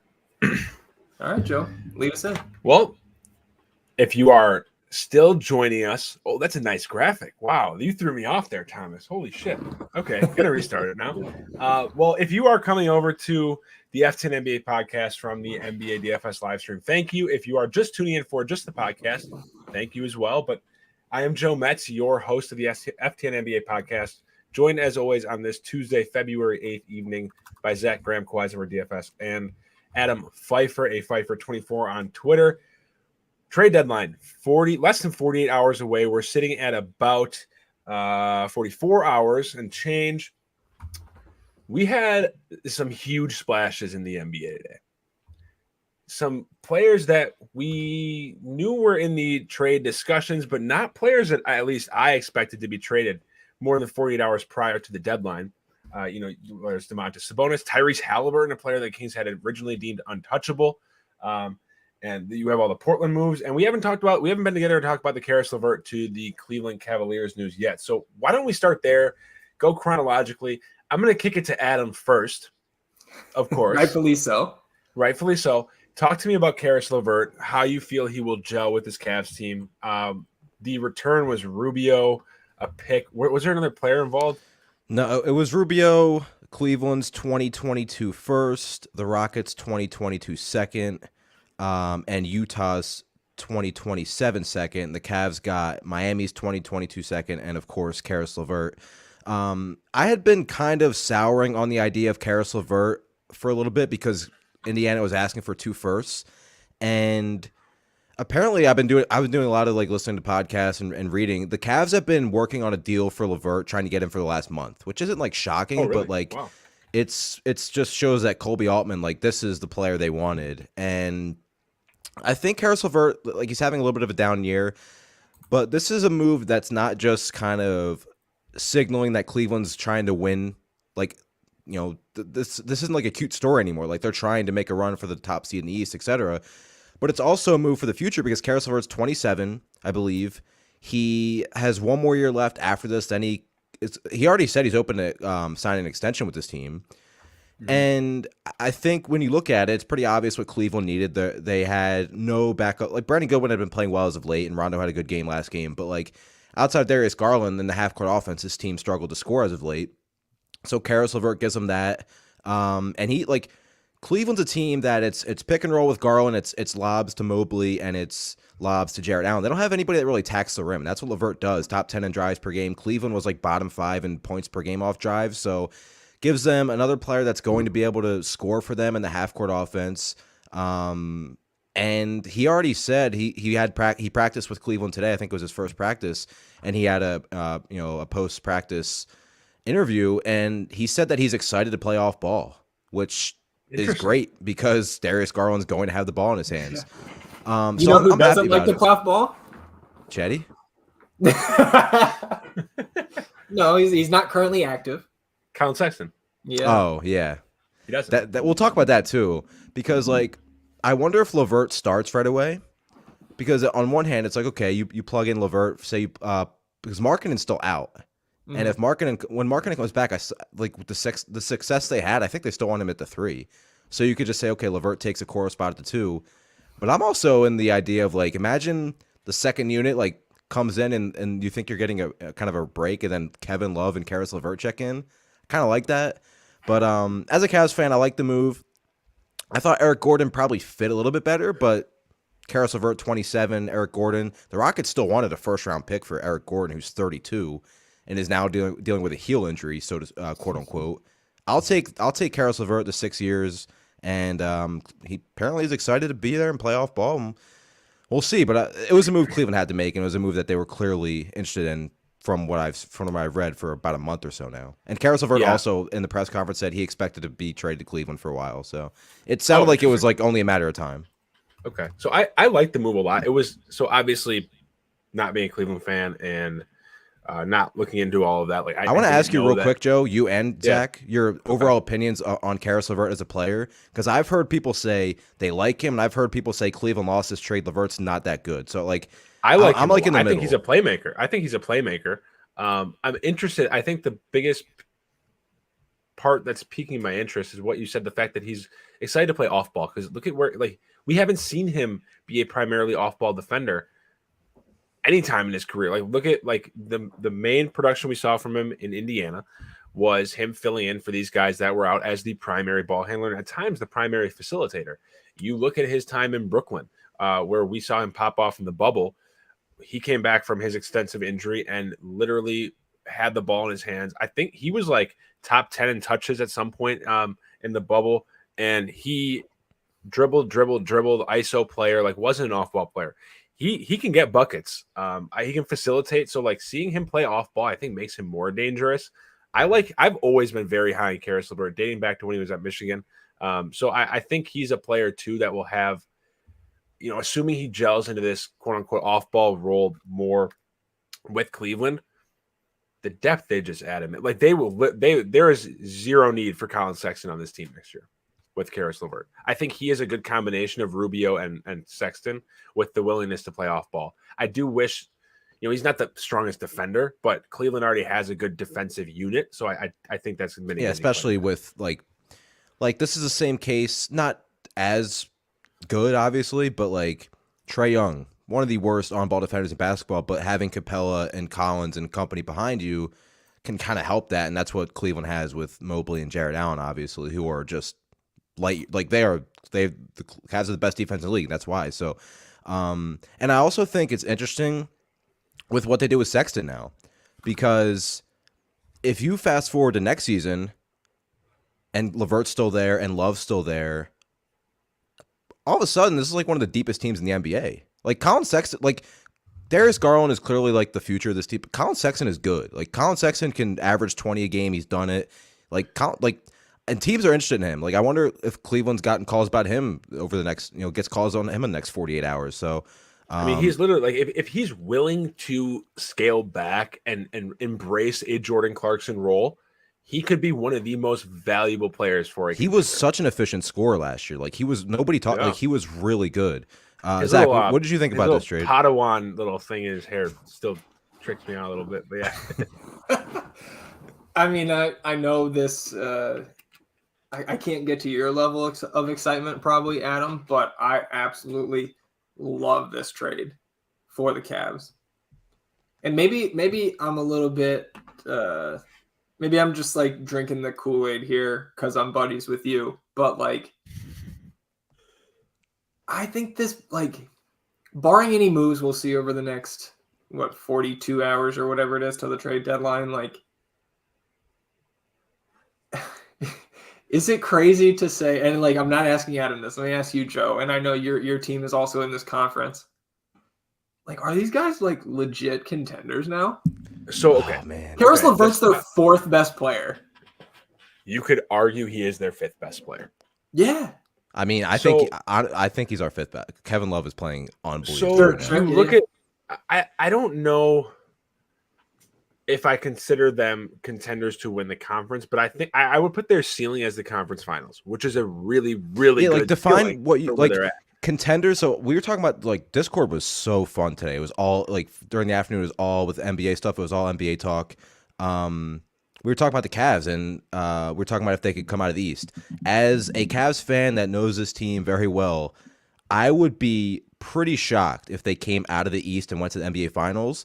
I would not be shocked if they had if they finished the season with the first seed in the East, because they have one of the eeasiest schedules the rest of the season. Yeah. They have one of the easiest schedules the rest of the season. They, like you said, they're quietly loaded. Loaded. Like Garland is playing at he's obviously an all-star. Jarrett Allen should have been an all-star. They have the best defense in the NBA. Evan Mobley. Yeah, Evan Mobley is literally, I think I saw like his impact on winning. Like a rookie hasn't impacted a team's winning and wins like Evan Mobley has since Tim Duncan. Like he's not Tim Duncan obviously, but like that's how impactful he's been. So I think there is like he's not Tim Duncan, Zach. I'm not gonna put them as a stronger contender over Chicago yet, but I think if they're gonna leapfrog a team in terms of the contender rankings, it's Chicago. Chicago, after their loss yesterday, is 1-11 against teams with a top 7 record in the NBA. 1-11. I know that they have dealt with guys in and out of the lineup throughout the entire season. So is Cleveland. But listen to these. So is every team. Correct. So they're 0-2 against the Heat, 14.5 point average margin of defeat. Yikes. 0-2 against the Warriors, 34 point average margin of defeat. Yikes. 1-1 against the Cavs. They lost that game by 23. 0-3 against the Sixers. 0-1 against the Bucks. 0-1 against the Grizzlies. 0-1 against the Suns, which, whatever the margin was yesterday. Like, if this team doesn't get reliable time down the road in the season out of Alex Caruso and Lonzo Ball, their two best on-ball primary wing defenders, without Pat Williams, who I have seen now that there is expectation that he can be back and ready for the playoffs. Unfortunately, not the best ball playoffs, but yeah. I just like, dude, Cleveland is just so deep. Like, this team is now built for the playoffs, and they have the guy that has been there before. They have Kevin Love, who his value is only going to skyrocket for this team as they get deeper in the season, as they get deeper in the playoffs, because he knows what he's doing around a team chock full of young guys. Like, he is going to be a key part, more so than he already is, of this team. So I love this trade for Cleveland. Yeah. They have to. Sorry, Adam, go ahead. No, I was just saying, yeah. they have to move Sexton, right? Like, he has to be gone in the next day and a half. I don't think the thing is he doesn't have to be nothing. He doesn't have to. Yeah, like he's free agent next year. Dude, even for a second, like, you got to get something. Yeah. It's inexcusable to not get an asset for Colin Sexton. Well, what about New York? I know they're interested in Colin Sexton. True. maybe you can get like I would take Alec Burks or Fournier. Yeah, absolutely. Have one of those guys come off the bench. Yeah. Teams even deeper because Cleveland, like, they're deep, but they're not like we make the Chetty jokes, but like Chetty and Kevin Love are their top shooters, and Garland. Chetty's like their ninth man right now. Like when they're healthy, that's scary. Like Isaac Okoro, who. Yeah, and that's huge too because Okoro doesn't have to have as much responsibility in offense. Ball hand, and then the thing is, he has a much less now ball handling responsibility with the second unit. So like Okoro, we give him a lot of crap because he's a Fitbit DFS guy, but he's a very good young 3-and-D player. Yeah, I like Okoro. He's like Matisse Thybulle, just not even close as good of a defender. Like that's his role for Cleveland. Yeah, because he doesn't chase players and run into them and steal the ball. But yes, How about a team that could use Jarrett Allen and Carousel Vert right now? Let's hear it. The Brooklyn Nets. The Brooklyn Nets are dust. I'm sorry, they are toast. But yeah, I like the trade. I'm excited. I expect LeVert to make his debut on Wednesday, so that'll be fun. And yeah, like I think Cleveland's ceiling is like to get hot and make the Eastern Conference Finals. I just think where they could struggle, but LeVert does help this, is we saw it when they played Chicago last game. DeMar DeRozan and Ayo Dosunmu, like they just took Lauri Markkanen and the wings and centers off the ball, off the dribble so easily. So like if you're playing against DeRozan or Giannis or Butler, I worry about that. But like honestly, like if they play, having the best player in the series is massive. But if they played Philadelphia right now, you can't tell me they don't match up incredibly well against Philadelphia. Like Embiid's gonna get his, but you have Allen and Mobley, and then the rest of that team, like, so like there are spots where they can match up well. But like again, I'd be shocked if they came out of the East and went to the NBA Finals. I would not be shocked if they won the East, which is kind of like counterintuitive, but like. No, I know, like won the East regular season by record. Right, yeah, just because their schedule is so favorable and they are already a good team, and you can't say they got worse with Carousel Vert. What about the Pacers side? We haven't talked about, because this team has done some things the last 24 hours. Zach, yeah. Let me just real quick. I know we're doing this for those that are only listening on the podcast feed. We are also dealing with the DFS slate, the 10 gamer here on Tuesday. We just got news from the Clippers: Reggie Jackson, Norm Powell, Nick Batum, my best friend Marcus Morris, and Ivica Zubac in at the 5. So thoughts on Norman Powell starting, guys? $7K on DraftKings. I like it. I don't love it. Like Memphis is not a matchup I ever want to attack. And that's starting or not, that team is still like annoyingly deep. Yeah, it doesn't really change much for me. He projects better, but I'm not like changing how I view this team now. Sure. And before we move to the Pacers, one last thing. You guys know how much I love throwing together trades. Let me put a caveat into this one. They already traded everybody. No. You have to move Sexton. You have to move Sexton. Yeah. So, and Adam brought up the Knicks. So I went right to New York City, Madison Square Garden. The key here, fellas, we have to bypass the front office. We got to go right to Tibbs because we know his mindset. Can we get to Tibbs and say, we will give you Colin Sexton straight up for Cam Reddish? Because he will do that trade. I don't think the front office will, but that one works. I don't think Cleveland would do it. The problem is that, I mean, I think you want to get Cam Reddish, I think, in this situation over an Alec Burks who still has 3 years on his deal for almost $10 million. Certainly a Kemba, Fournier, 4 years, $17 million per year. Reddish would be the asset that I would go after. Maybe you can get a second in there as well. A very far-fetched idea. My problem with that is, and we'll go to the Pacers. Yeah, Cam Reddish was mad about his role with the Hawks. So if he goes to Cleveland, Cleveland's gonna be better than what he's got in New York right now. I mean, anytime he gets on the floor, it's like, oh yeah, the Cam Reddish is on their team. I forgot. But yeah, the Pacers. I mean, talk about the Pacers after this trade in terms of like what they brought back, and then we can go right into the, I think the most shocking trade so far, which was also involving the Pacers. Yeah, I mean, I was a little bit underwhelmed with what they got back for Karras, but like, I don't know. I just thought it was like the beginning of the fire sale. Like I said, I wasn't excited about it from their standpoint. Like Ricky Rubio's expiring, right? Like I don't think he's going to be back there because this is a multi-year project. Oh, we didn't talk about that. He might re-sign with Cleveland next year. Yeah, like for the men, right? Like I think wherever he goes, it's going to be a really cheap contract, and he's going to be a really good asset, assuming he can get back to at least 85% of what he was this year, which maybe at 32 years old next year is easier said than done. But yeah, man, like, can we just go ahead and talk about the next trade, because that shapes the Pacers' future so much more than the LeVert deal. Shipping out Domantas Sabonis, Jeremy Lamb, Justin Holiday, getting back Buddy Hield, Tristan Thompson, and the guy named Tyrese Halliburton. That, like, the Pacers to me win that deal. Joe, you're muted, by the way. I couldn't hear you. Oh, there we go. Sorry, I said Tyrese Halliburton. Reset your sign. I know, yeah. Tyrese Halliburton now, like, the future of the Pacers. Like, in one day, like in one, so crazy. This was a player that the Kings had said is untouchable 2 weeks ago.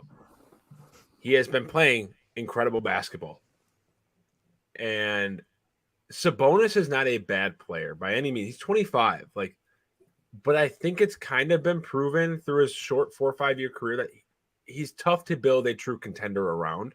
And I don't obviously I don't know what went into the phone calls, but like, pairing Tyrese Halliburton and Domantas Sabonis is so much more attractive than pairing Darren Fox and Domantas Sabonis alone. Like if you're the Kings, but also, like, the way the Kings approached this trade, they mortgaged their future to get Sabonis and acted as if they're in win now mode when they are fucking 20-35 in the Western Conference. What are you doing? Domantas Sabonis certainly doesn't help their front court defensively. He will likely put up monster numbers the rest of the season from a fantasy standpoint. Oh yeah, he's going to be great for fantasy. Like, especially in an Alvin Gentry offense that likes to run fast, he is going to be crucial down the road in best ball, season-long DFS. But you guys know how much I like Tyrese Halliburton. Like, he is such a well-rounded professional, and he's 21 years old. Like, he is a player that I don't think can lead a team to a championship, but as a starter, has a spot on a championship team. There was no picks in this deal, right? It was just the 6 players. I believe it was 6 players total. Oh, wait. No, I think there was a protected pick. Picks were added. There was the Kings get the Kings get the Pacers pick as long as it's between 5 and 15 or something like that. Yeah, it was a first rounder, and it's Pacers are including a 27-second in the deal as well, it looks like. It's an interesting thing about these trades, like, at this time of year, is like the first, like, we saw it in the other trade we'll get to, the CJ McCollum trade, where it first came out, it was like CJ, Josh Hart, and some picks.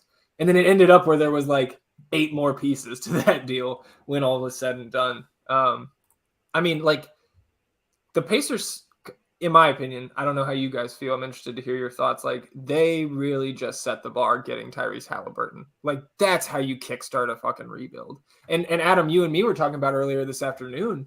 Now Miles Turner, like, you can keep him. Like, there's your center. Dude, right? Woj came out because we're all expecting, okay, Sabonis is next, then Turner, although there was a little bit of hesitation with Turner with the foot injury. And then Woj came out and tweeted about, like, how Miles Turner is, like, open to staying and he's excited to play center, like, full time as the true. Did you see his tweet? Yeah, that was that before the trade though. He tweeted like an excited, like, it was like a GIF or something, and I think it was before the trade, which means either he knew about it or he's maybe getting traded to a contender or something. But either way, Woj said that. Woj said he's excited about playing with Tyrese Halliburton, which, of course you should. He's been one of the best facilitators in the league the last year and a half. This tweet was at 8:46 a.m. So yes, this was before. So either he knew and now was excited or something. But yeah, like, Joe, you mentioned it. Like, they said Tyrese Halliburton was untouchable. Yep. If you were going to trade him, and I like Sabonis, but, like, why not just trade him for Ben Simmons? I don't understand that, because the Sixers wanted Halliburton. No, but I thought I saw a report that the Sixers asked for Fox and Halliburton, which, again, that's a little much, but, like, I don't know. I know there's more behind the Simmons situation, but I just can't believe they traded him. Like I can and I can't. It's like on paper you can't believe he was moved, but then you realize what organization did it. Real quick, interjecting again with some DFS stuff. Jackson Hayes getting the start at the 4. Alperen Şengün also remaining in the starting lineup for the Rockets. And maybe can I divert us a little bit here because we did get 3-point shootout participants. Ooh. Yeah. Real quick, I want to add to that news. I don't know what that noise is. They traded for Justin Holiday as well, who can't play in Sacramento because he's not vaxxed. So just adding to the Kings being the Kings. But yeah, 3-point contestants. Let's hear it. I don't even have it open up. So Desmond Bane, that's the one I'm really excited about. I'm a little disappointed Bobby Portis wasn't in it. I thought he would get a nod, and I'm serious. I thought he was going to get a nod. We were campaigning POTUS for 3. You already got Middleton in the All-Star game. That's your just relax. We'll get skills challenge. We'll have someone in it. Just wait. I'm hoping Grayson Allen. Desmond Bane, CJ McCollum. It says Portland Trailblazers on their graphic. Somebody needs to get that changed. Fred VanVleet, Luke Kennard, Patty Mills, International Patty, going for the 3-point crown. Trae Young, Zach LaVine, and then your big in there, Karl Anthony Towns. Zach, you said you think Kennard would do it a couple weeks ago, so good call on that one. Hey, I called Desmond Bane. Cam Johnson got snubbed. That's one that should have been in there. Yeah, I'll take him over CJ, right? Yeah. Yeah. I'm excited. I'm with Joe. I'm going Desmond Bane. Check this out though. The skills challenge, and I think this was out there beforehand, but I hadn't really internalized how they were doing it. There's 3 it's different teams. this year, right? Can you like quick summarize the rules? Because I followed some of it and got lost a little bit. Sure. So I need to pull up the rules. All I have here is participants and teams. There's 3 teams. There's a team of Antetokounmpos. Alex, who plays for the Raptors 905, Giannis and Thanasis. Then there's a Cavs team, the home team, Jarrett Allen, Darius Garland, Evan Mobley getting out there. And then a rookie team, Scotty Barnes, Cade Cunningham, Josh Giddey. So for the first time, I think I'm actually cool. I always watch the skills challenge, but I'm actually excited to see, regardless of the format, I just love the teams, looking at those 9 guys competing. That Cavs team's fun. Well, yeah, it's their actual team. Look at that sheep. There we go. Okay. No, but that is cool. I like that. And it'll just be fun to watch Giannis and his brothers, just having fun. Again, I can't stress it enough, but go read the book on Giannis. It's so I good. literally have it right in front of me. It's unbelievable. Love it. Also, quick, I'm going to divert us quick before we haven't talked about the CJ trade. Yeah. So we got to talk. I want to talk about the rest of the Sabonis trade too, because we didn't talk about the the Pacers plan, and then I want to talk about are the Kings done? Because I don't think they're done. Sure. I mean, Harrison Barnes. Harrison Barnes. I think Rashawn Holmes. Bagley. At least 2 of those 3 guys are going to be gone, and obviously, if we are looking at what has led us here in the last 24 months, really, you would think the most likely is Bagley and Harrison Barnes. Harrison Barnes is probably going to be one of the most sought after players on the market for any contender right now, if they can work with his contract. But Bagley will get a second chance somewhere. And Rashawn Holmes, he is a very versatile big that I think has value for a contender. I just don't they have so many bigs now. Yeah. Where I think they'll walk away with Sabonis, Damian Jones, and Alex Len. You don't need more than that. I mean, for reference, the contracts here, you got expiring on Bagley. Holmes he has 4 years at right around $10 million a year, so a nice contract there. Not going to overload a team's salary cap to take him on. Damian Jones is expiring. 2 years left on Alex Len, Chimezie Metu.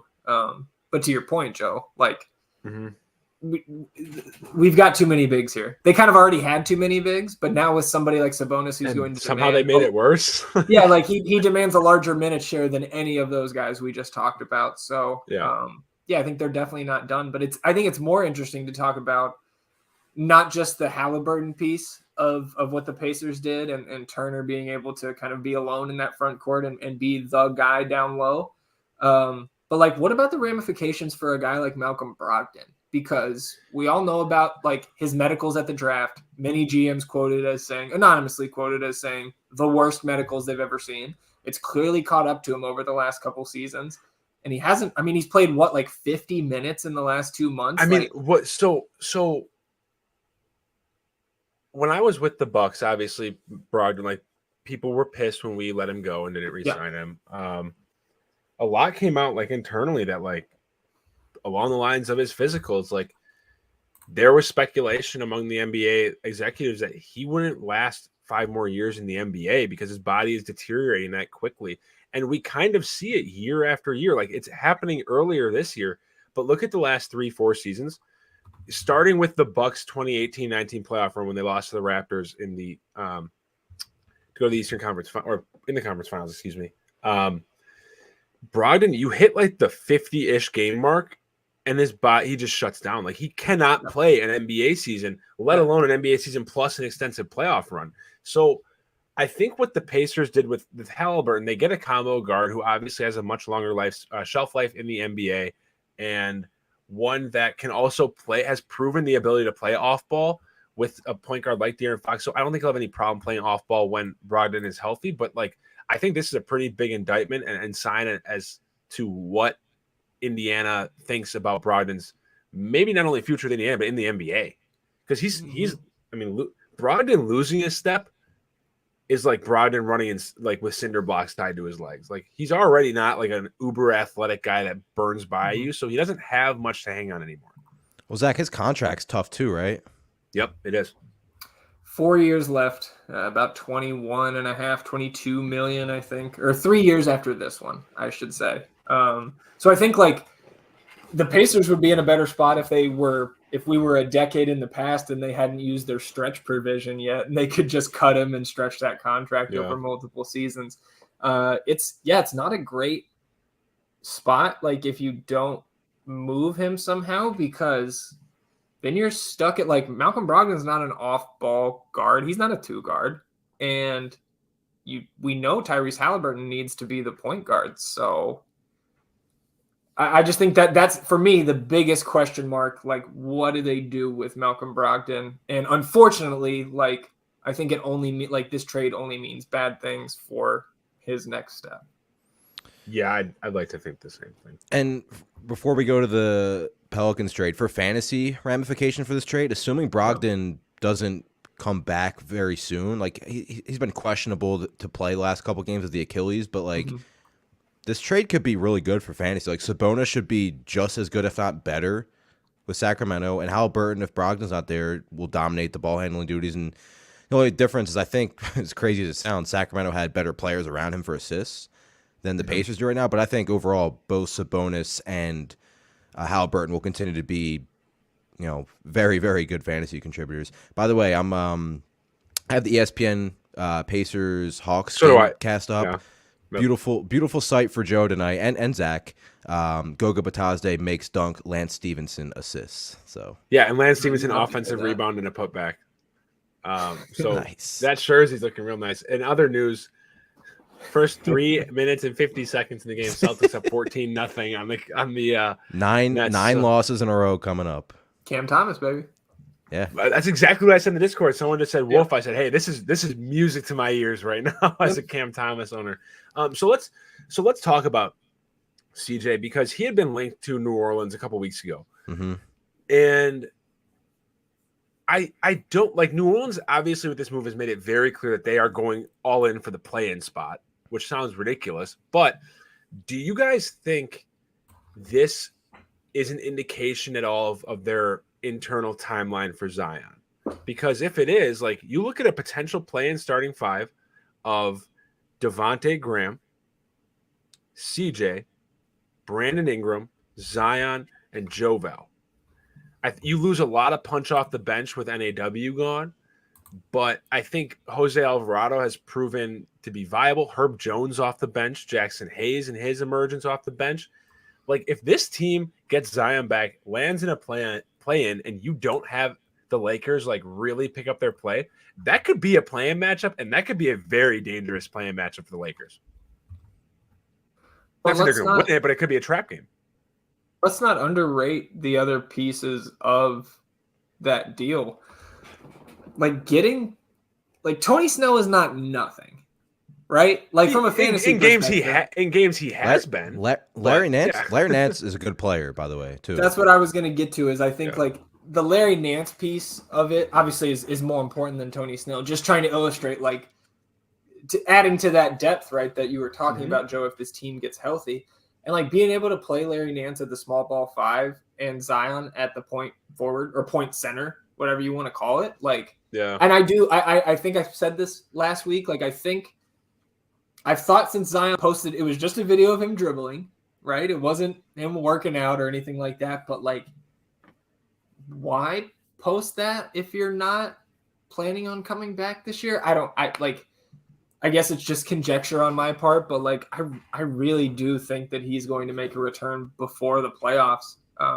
And to your point, Joe, like I'm with you. Like that's not a team I want to see in a win or go home scenario in the play-in. It's totally play-in based. Like if they come out of the play-in tournament, they're getting destroyed by Phoenix. Yeah, like they're getting absolutely destroyed. But that gives their whole fan base and the franchise hope, right? And I also looked at it as like I think you're right that there's a very good chance Zion does return before the playoffs, but also like this might just be a move by New Orleans saying, look, Zion, like they've been playing better as of late. They're kind of right there in that play-in range in the West, but it's like, all right, we just added a veteran, really good player in TJ McCollum. Like, please don't leave. Like, not that he's like. Well, I think and that's to my point. To my next point, I think a lot of this is because we saw the dissatisfaction from Zion's family, and what all those rumors were prior to this season about they're not doing enough to help. They're not like they're running Zion out of town. I do think this is an effort to like say, hey, like they're not in win now mode as in contending, but they're like, hey, we are taking these years right now very seriously, and I think this is a kind of a means to do that. I mean, I think New Orleans got better. So I think Josh Hart is a significant loss, but not like one they can't overcome. I feel so bad for him and Nance.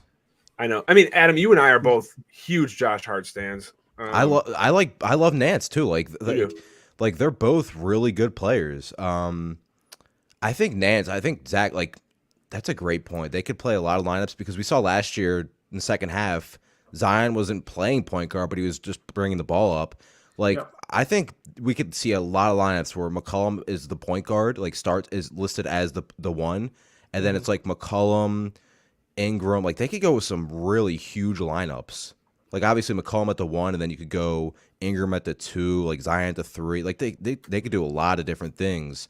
But then you could also have Nance at the 1, Zion at the 4, the 3. Like it's interesting, and like McCollum's had a down year, but like.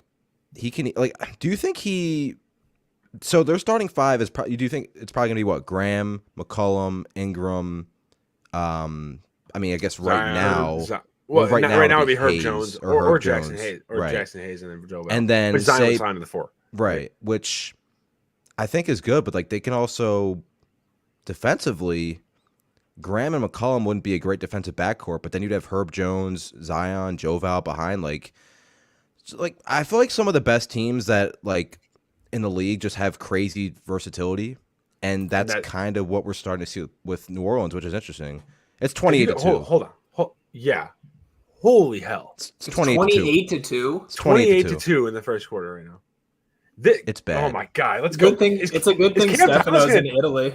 Is Cam Thomas going to check the score of this game? Or I mean, not check the score. Check into this game. He did check in. He immediately picked up a foul. Not that it matters because like what are they gonna be like? Oh, get out of the game! Like we're down by 26 points. That's crazy. All right, let's look at it from the. I thought Portland did a good job in this trade too. I liked what they did, especially getting. So they bring in what? Alexander Walker, Josh Hart. The first, I believe it was 2 seconds, and Tomas Satoransky's expiring. Yes. Didi Luzada, don't leave my guy out. I thought they did a good job. Yeah, I mean, getting 3 picks, 1 first, back. Josh Hart is a good player. Yeah. Getting CJ's contract out of there is big. It's big. That was real quick. That was the essence of that trade, is to get under the luxury tax. They freed up $21 million. Right, and then it'll be more so after Tomas Satoransky's expiring. Correct. So you guys can talk about that, and then I want to add real quick. Did you see Woj's tweet like 25 to 30 minutes later? No. About how their plan is to add pieces around Dame. And then I saw Jake Fisher tweeted out that the Blazers are interested in acquiring Jeremy Grant. Like, what? Why? That makes no sense. Anyway, talk about Portland. So the way I view it, like, Zach, you and I have been beating this drum, like, blow it up, like, trade Dame. Like, they're blowing it up, but they're obviously blowing it up around Dame. What I think they're hoping, the thing is, Damian Lillard is 32. He doesn't have much time left as the alpha on this team.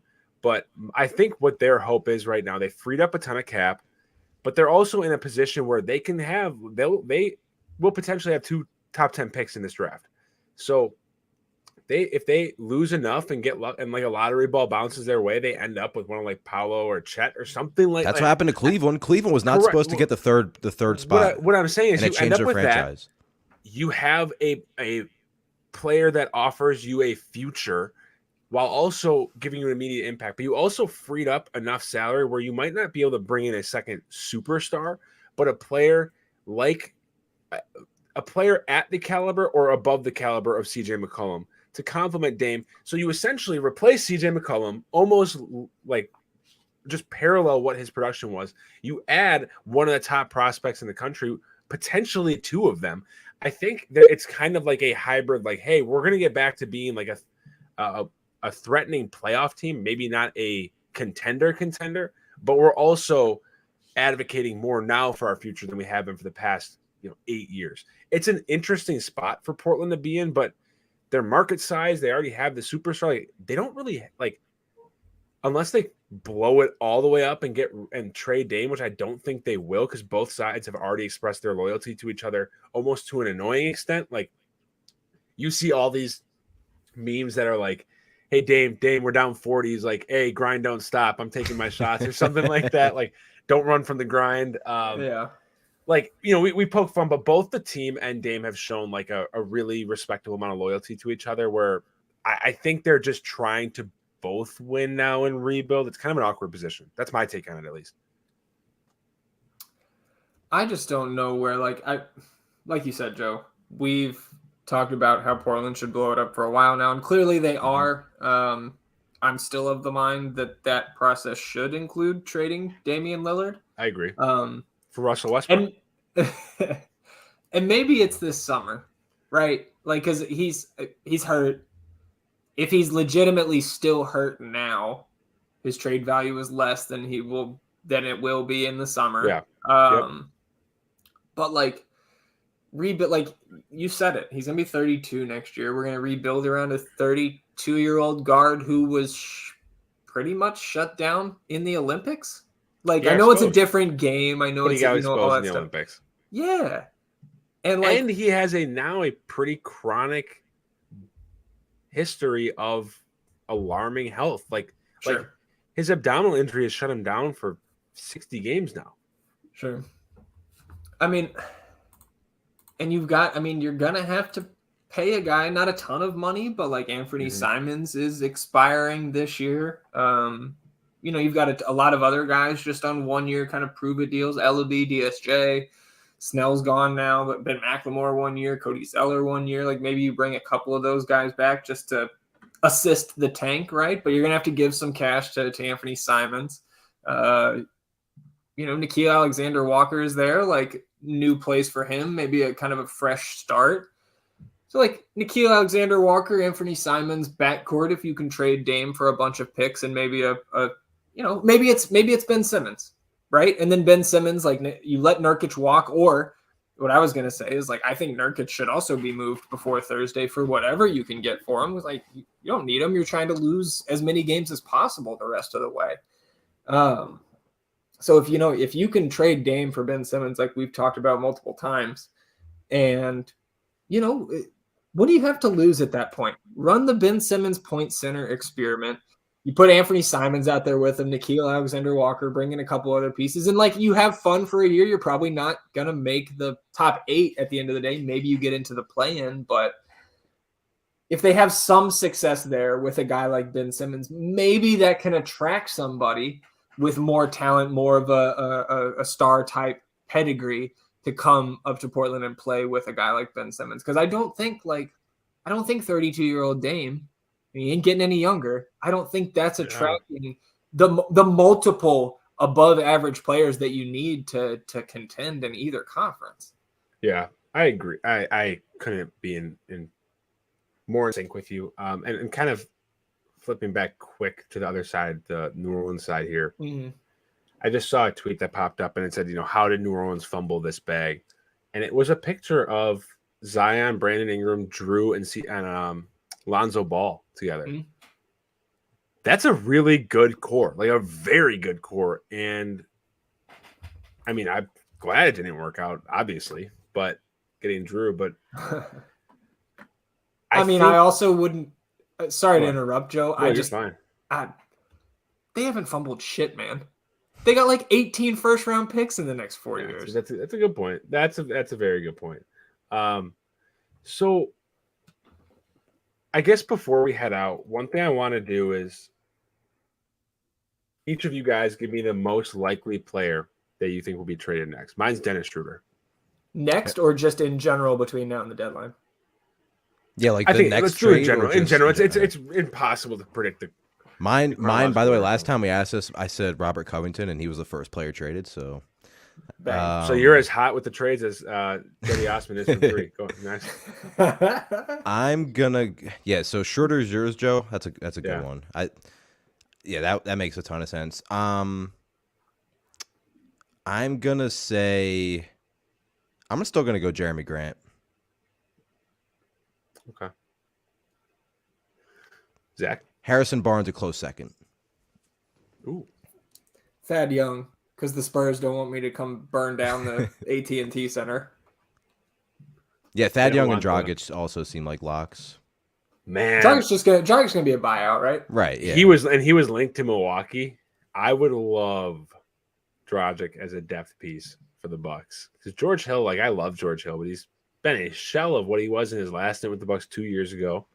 Dragic is kind of booty now, though, too. And do you want his I don't feel like he's been that good of a dude. Provides far more offensive upside, but he hasn't been that good of a dude to have around for the last 2 years. He wasn't elevating the Heat culture, what they talk about down there. He also just, as soon as he got traded, he said, "I'm not playing." Yeah, he's being a dick. Yeah. That's fair. Did he literally go back to Slovenia until he gets bought out? Yeah, he's not in the country, I don't think. I think it's fine. I'm just saying, from my perspective, Joe, as somebody who knows a thing or two about championship teams. Okay. We all do, which is we all do, which is great. I know a thing or two about a championship team, as in singular. Yeah. Zach knows about multiple teams. 20 years of it. I'm just saying, cool. I do agree with you that I think at this point you're probably getting more, certainly on the offensive end, from Goran compared to Georgie, but I think you'd rather have George in that role, especially because Drew's an Iron Man. You don't need a ton of minutes. Look at what he was doing. Look at the finals against Chris Paul. Yeah, and you've also got Dante this year. And Dante can play some backup. The thing is, if the Bucks make a move, Dante's gone. I can promise. He seems to be. Trade for Schroeder, he's gone. He's been linked as the one player that they would trade. Mark Steiner. It was supposed to be Dante and a pick for Schroeder, and the Bucks wanted Grant Williams, and that's where the Celtics said no. I want to ask Zach a question too.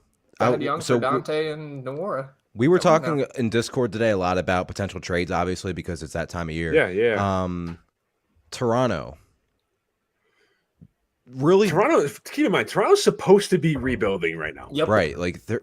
I love Messiah's so good. I love that. Dude, they nail every single draft. Not even lottery picks. It's late picks, second round. It's just ridiculous. But We know they're running this lineup with Fred and then like 3 or 4 just 6'8" athletic wings who can do everything. But they have been in talks about, trading that Dragic contract and picks for a traditional center. I put it in Discord earlier today, Zach. Jakob Poeltl back to Toronto. I think that's very interesting. I haven't thought of that. All right, it's extremely interesting. Let's chase this dragon here. What can we do? That would just kill the precious Achua minutes. I don't want that. I mean, he might be gone. He might be gone in that trade. Yeah, I mean, not necessarily, but Jakob Poeltl getting out of there. Like, Jakob Poeltl is very good on the defensive end. Like, he is a big factor in tandem. Like Cleveland the East has teams like Cleveland, Philly, Milwaukee, somewhat to an extent. We'll see if they even get Brook back, but like. There's teams in the East that Toronto's got to play where it's like, okay, you can play Siakam and Boucher at the 5, but you will run into problems against Embiid and Cleveland's front court and some of the Bam, like some of these other teams. Which is why I do think they are looking for, a traditional center, which Jakob Poeltl, obviously familiar with the team, good player. Yeah. I think the Spurs would be looking to trade him. Not like running to trade him necessarily, but... Yeah, I think like Pop in the front office love Poeltl. But I mean, I would absolutely take this. Goran Dragic's expiring contract, the 2023 first. So like Raptors, it's most likely not a lottery pick there. I think that team continues to get better in the coming years. But the Spurs get that extra double draft pick, and they get the Raptors get Jakob Poeltl, and then Doug McDermott if Nick Nurse ever wants to play somebody off the bench. That's not a bad option. Oh, and Toronto could use some more shooting too. Like, I was literally going to say that kind of fills a void that Toronto currently has. Got Cam Thomas 106. Okay. I didn't want to leave, and this is like almost 20 minutes ago now, but I didn't want to leave Tyreek hanging here all the way back to when we were talking Kings and Philly discussions. Yeah. Tyreek plugged into all things Philly sports, saying the Kings initially shut down the Hallie to Philly talks because Morey asked for Buddy +1 of Davion and Fox with Hallie. Yeah. He says then they tried to add Tobias to the mix, and Harrison Barnes became a part of it. Ultimately, Morey wanted too much, so that was why it got shut down. Interesting. Still don't see why they traded him, but Guthrie chimed in and says Joe Ingles is getting traded, and that's what we talked about the Jazz on the pod last week, right? And with the Ingles contract, not a ton of other Barnes pieces there, but we were trying to get Jeremy Grant there. Yeah, again though, Jeremy Grant, like he wants to be like the focal point of the offense, I think, and that's just not happening with Donovan Mitchell. Like Harrison Barnes, I think would be a perfect fit there. Yeah. Yep. They need to do something too, so we'll see. We got 2 days left, less than 2 days left. So, and if today was any indication, it's going to be a fun. Like we were sitting here, like this might be a little quieter than we expect. And I mean, Zach, Eddie, and I are just going to be like staring for 2 hours potentially on Thursday if these trades keep popping off like this. We'll have plenty of giveaways. That'll be fun to tide us over. Point. It's a good point. Well, I appreciate everyone joining us. 2 hours is a long time, but we made it through 10-game slate and a podcast recapping some of the trades. If you have not signed up for FTN yet, you're cherry picking. That's okay, but we want to give you all access that you can get. Use promo code FTN TV, gets you 15% off of any package, whether you go annual or the monthly route. It would take off 15% off of every month, not just that initial month that you are a member. Pop in the Discord, say hi to me, Adam, and Zach. Come for the content and the projections, and trust me, you will stay for the FTN After Dark Discord. For Joe, for Zach, for Adam, this is the FTN NBA Podcast, and we will see you back on Thursday, February 10th for the trade deadline special. Good luck tonight, and we'll see you Thursday. Let's get these beans.